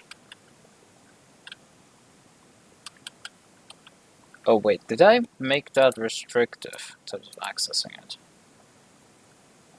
In some custom actions. Oh yeah, I did. Right. You're public. It's just a private set. Technically doesn't do much because you can still add items obviously to this thing, which isn't great. But like, yeah, fuck this shit. Fuck turkey. Custom functions. Dot contains key. This dot. You can call on this one.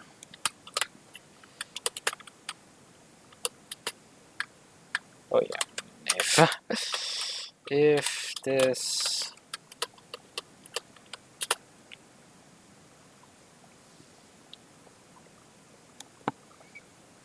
thing's key, then I'll probably want to use the uppercase function.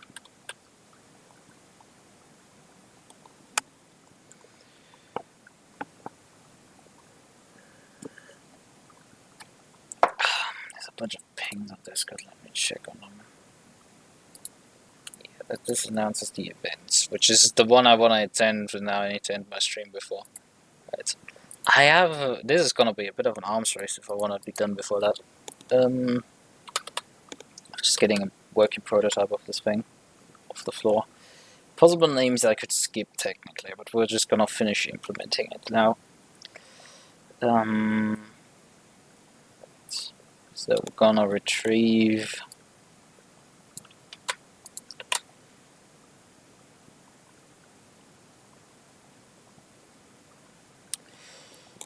Actually, it would be useful if I add a function here. This, if we can set this back to private, and add a function to here, which is like public voids I custom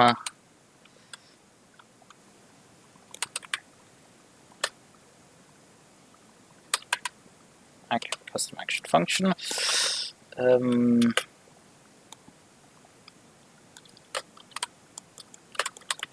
Function string name, and that implements the entire shebang of like if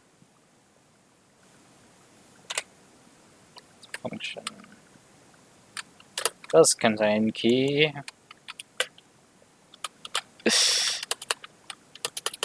then return the function's name, else return null. Perfect. Now let's go back over here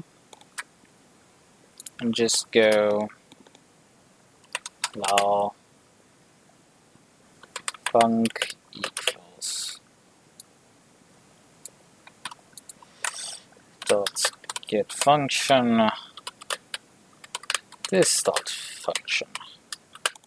Okay. Func is, let's just say equal null. Then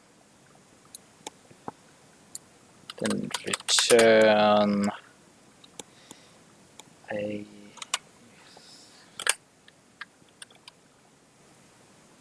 yeah, we don't really need an observable collection here. This just needs to be a string array. Like, observable collections are great and all when you want to change values within it, but we're not even doing that. We're just, you know, we're just writing something. We're not changing anything with it. It's like we're just having a name. New empty string array, empty. Don't put anything. Empty string array. Okay. Else we need to func.get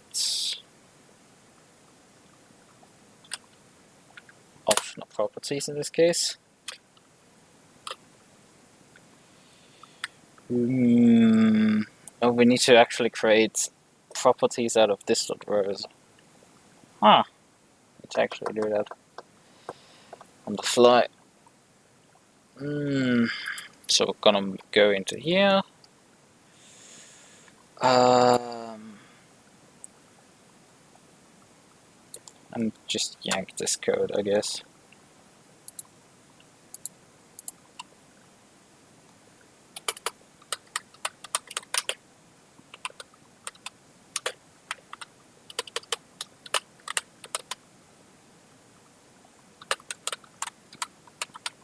Alright, that's not return void, let's return dictionary. Dictionary. I think we're not gonna make it anywhere close to being done by that time. God damn it.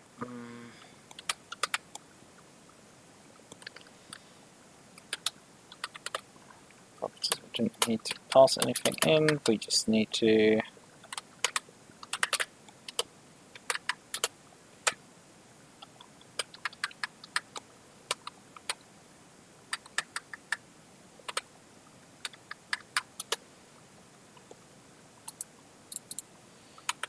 rows.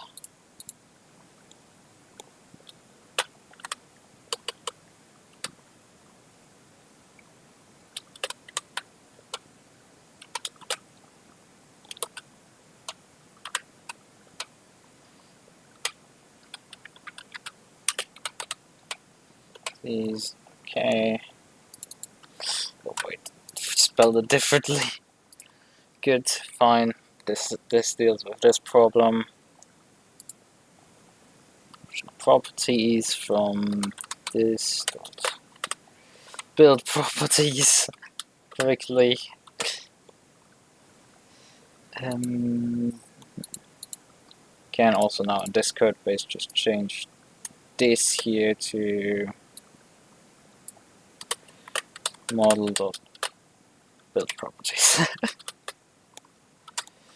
Literally solves that problem, makes it slightly more compact. Okay. So this optional properties. I mean, I guess I could return null. No, just fuck it. We're gonna return null. It's like if this returns null, we just gotta just deal with it.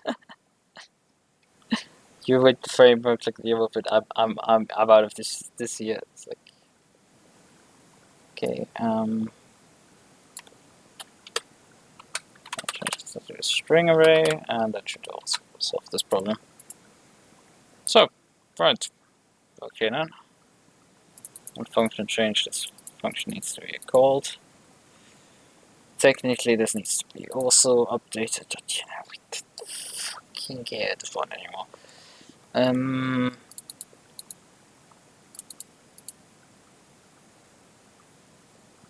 Maybe there's a reason for this being an observer collection, you know. That could run into a bit of a problem. There's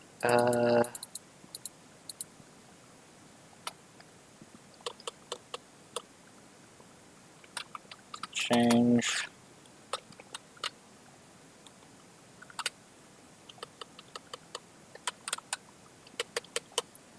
for each row in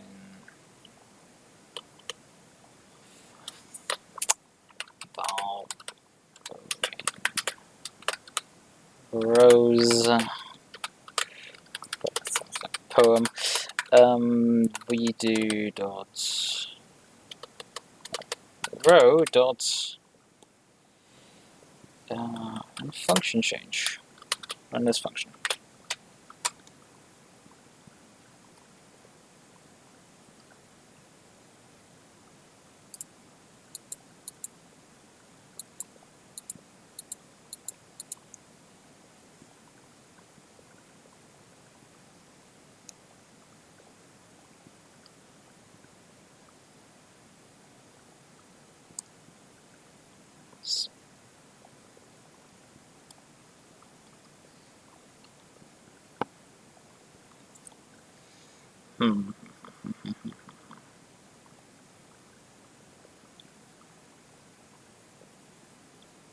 Disable the new button with a simple function call here. Oh, there's so much stuff that just needs to be moved into position here. Right. I really should hack up at this point. It's a bit of an awkward point. We've got like close to like getting this here to work, but like there's just so much stuff that like needs to be now implemented for it, and to display this properly. The entire thing of like, hey, we need to figure out if the name is, whenever a function changes, like that we may need to rename the initial property. Like that might be a thing that we need to. If there's a single property, we might just forcibly rename the thing. Oh, that's a thing that happens.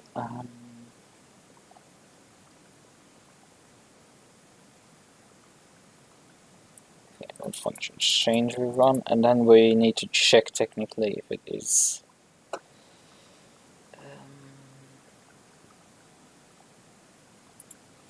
So we can do the same thing that we did down.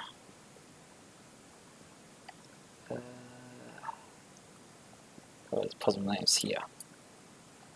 Func.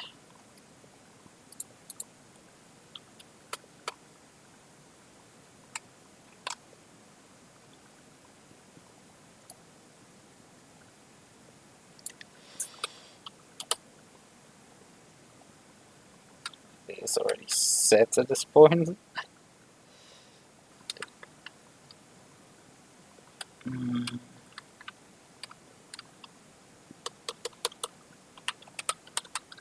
Value. Technically, we should probably check this before we allow it to be set. Although, I think there's scenarios. We just accept this for now and leave. Alone.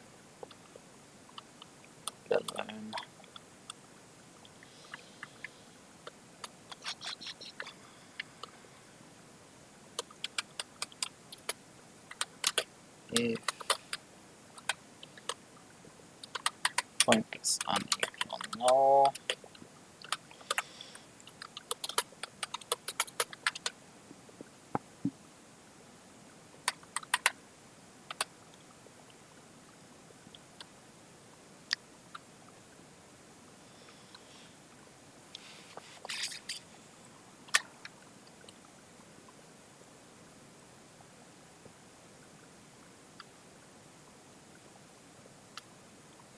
Required properties.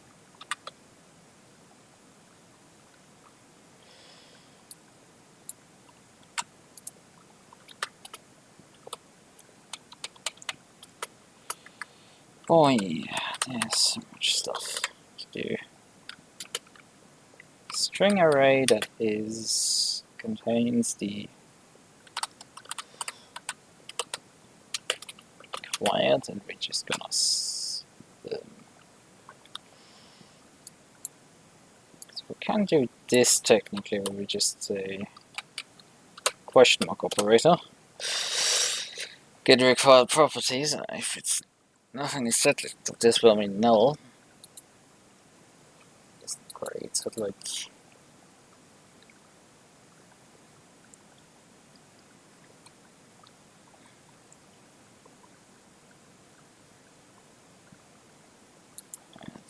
Okay.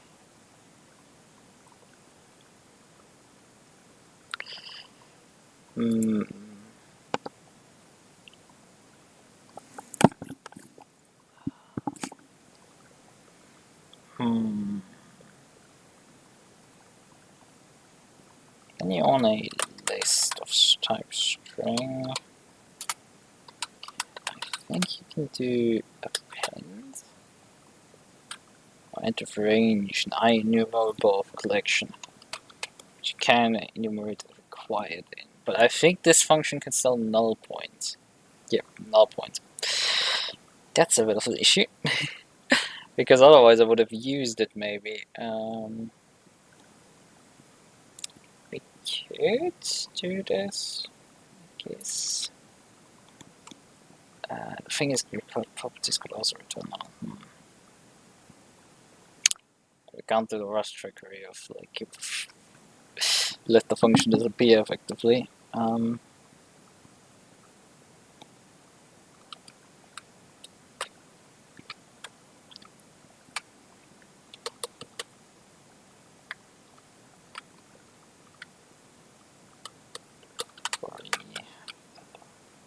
This is something great with Rust. You can just override a value. Required. The point of this entire shebang is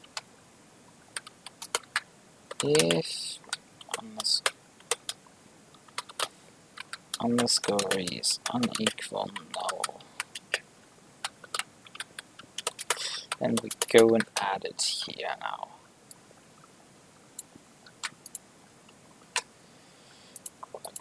Okay. Now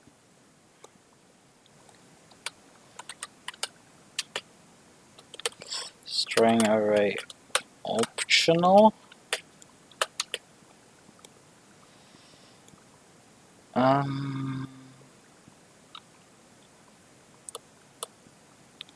think I've made it that if optional returns null, it's null, that means there's nothing. So make a boolean. The thing is, func is not there. It's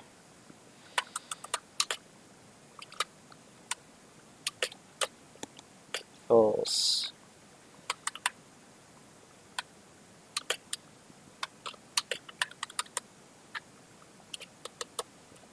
put null or func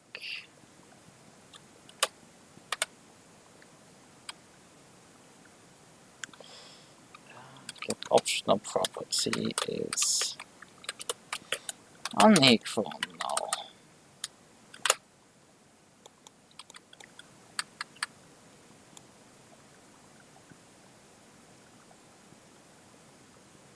Oh yeah, we need to pass properties into here, which removes this dodge. Will properties.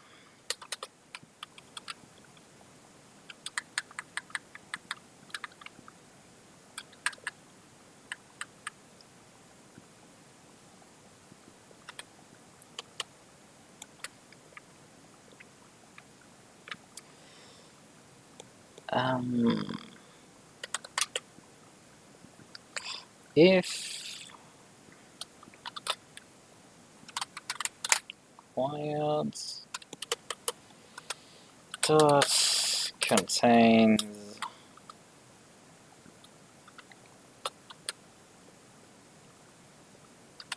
word name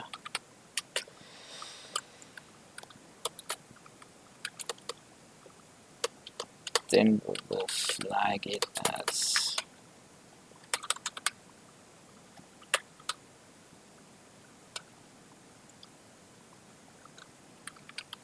current equals false, else we will set them for now to, well, we can actually simplify this call.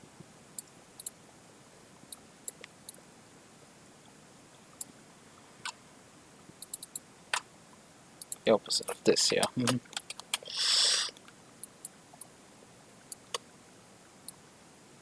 Change its name.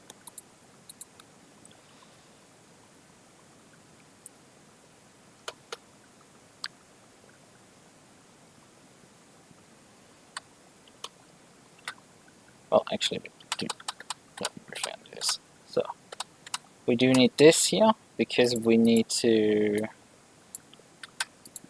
set this to true, and because we do need to remove out of required dot remove a word name.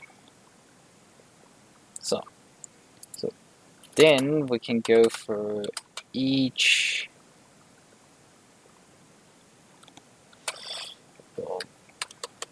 re in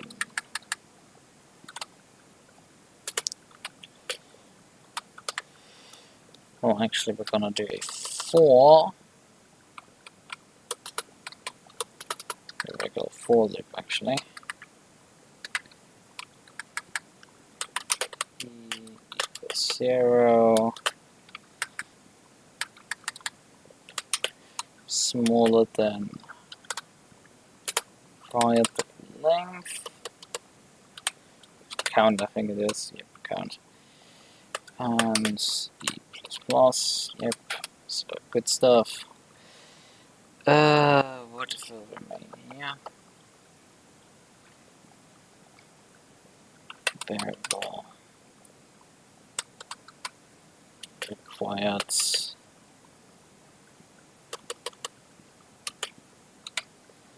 That's right.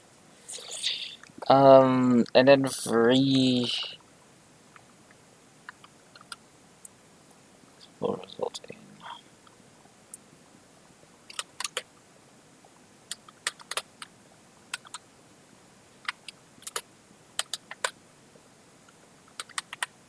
count is -1 is smaller than E.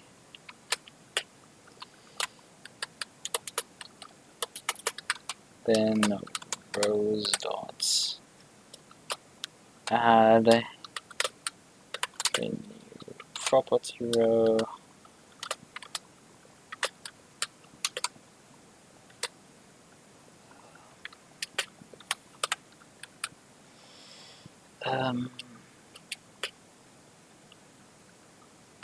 Not required set to false. That's the only thing. Well, actually, we don't need to set anything, I think, in this case. This thing just doesn't need to set anything, we just need to add it, so put it hidden out of bounds. And then rows, I dot name equals re, and rows I dot not required is set to true. Well, false actually. This is the confusing part, like, it is not required. No, it is required. God, this coding of that thing is hell on earth.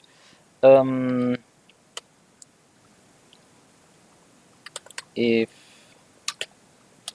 I'm gonna close on this here. If rows, if opt is not the case, but no optional properties, so we go for all of the for each row in rows. We just do this time around.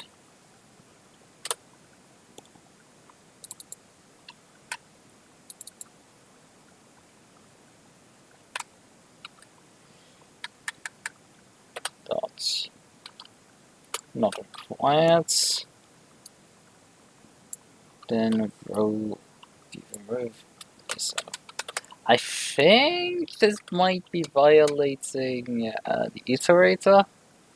I think this might cause me a runtime error.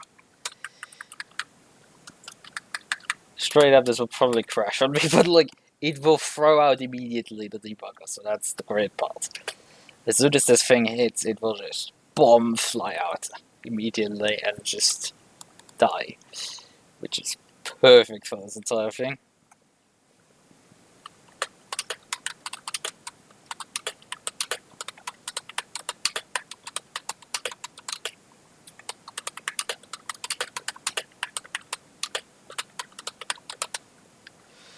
So, trim out the non-optionals.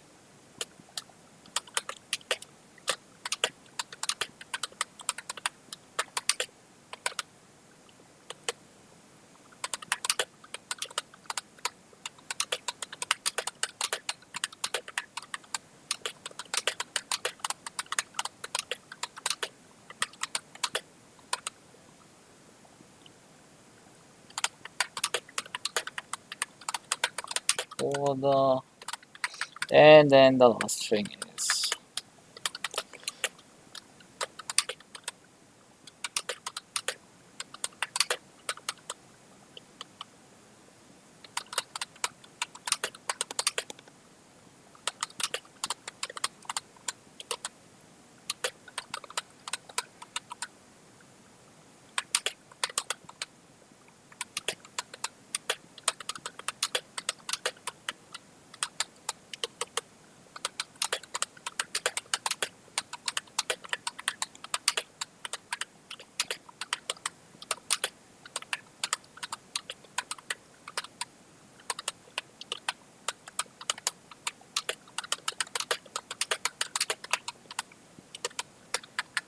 one of the things that probably should run. Where do I have my loop? Oh yeah, here on function update, right? I run it here. It may make sense to run this here at the end, after we've, for example, renamed some of them, because that changes, for example, the output of a certain function.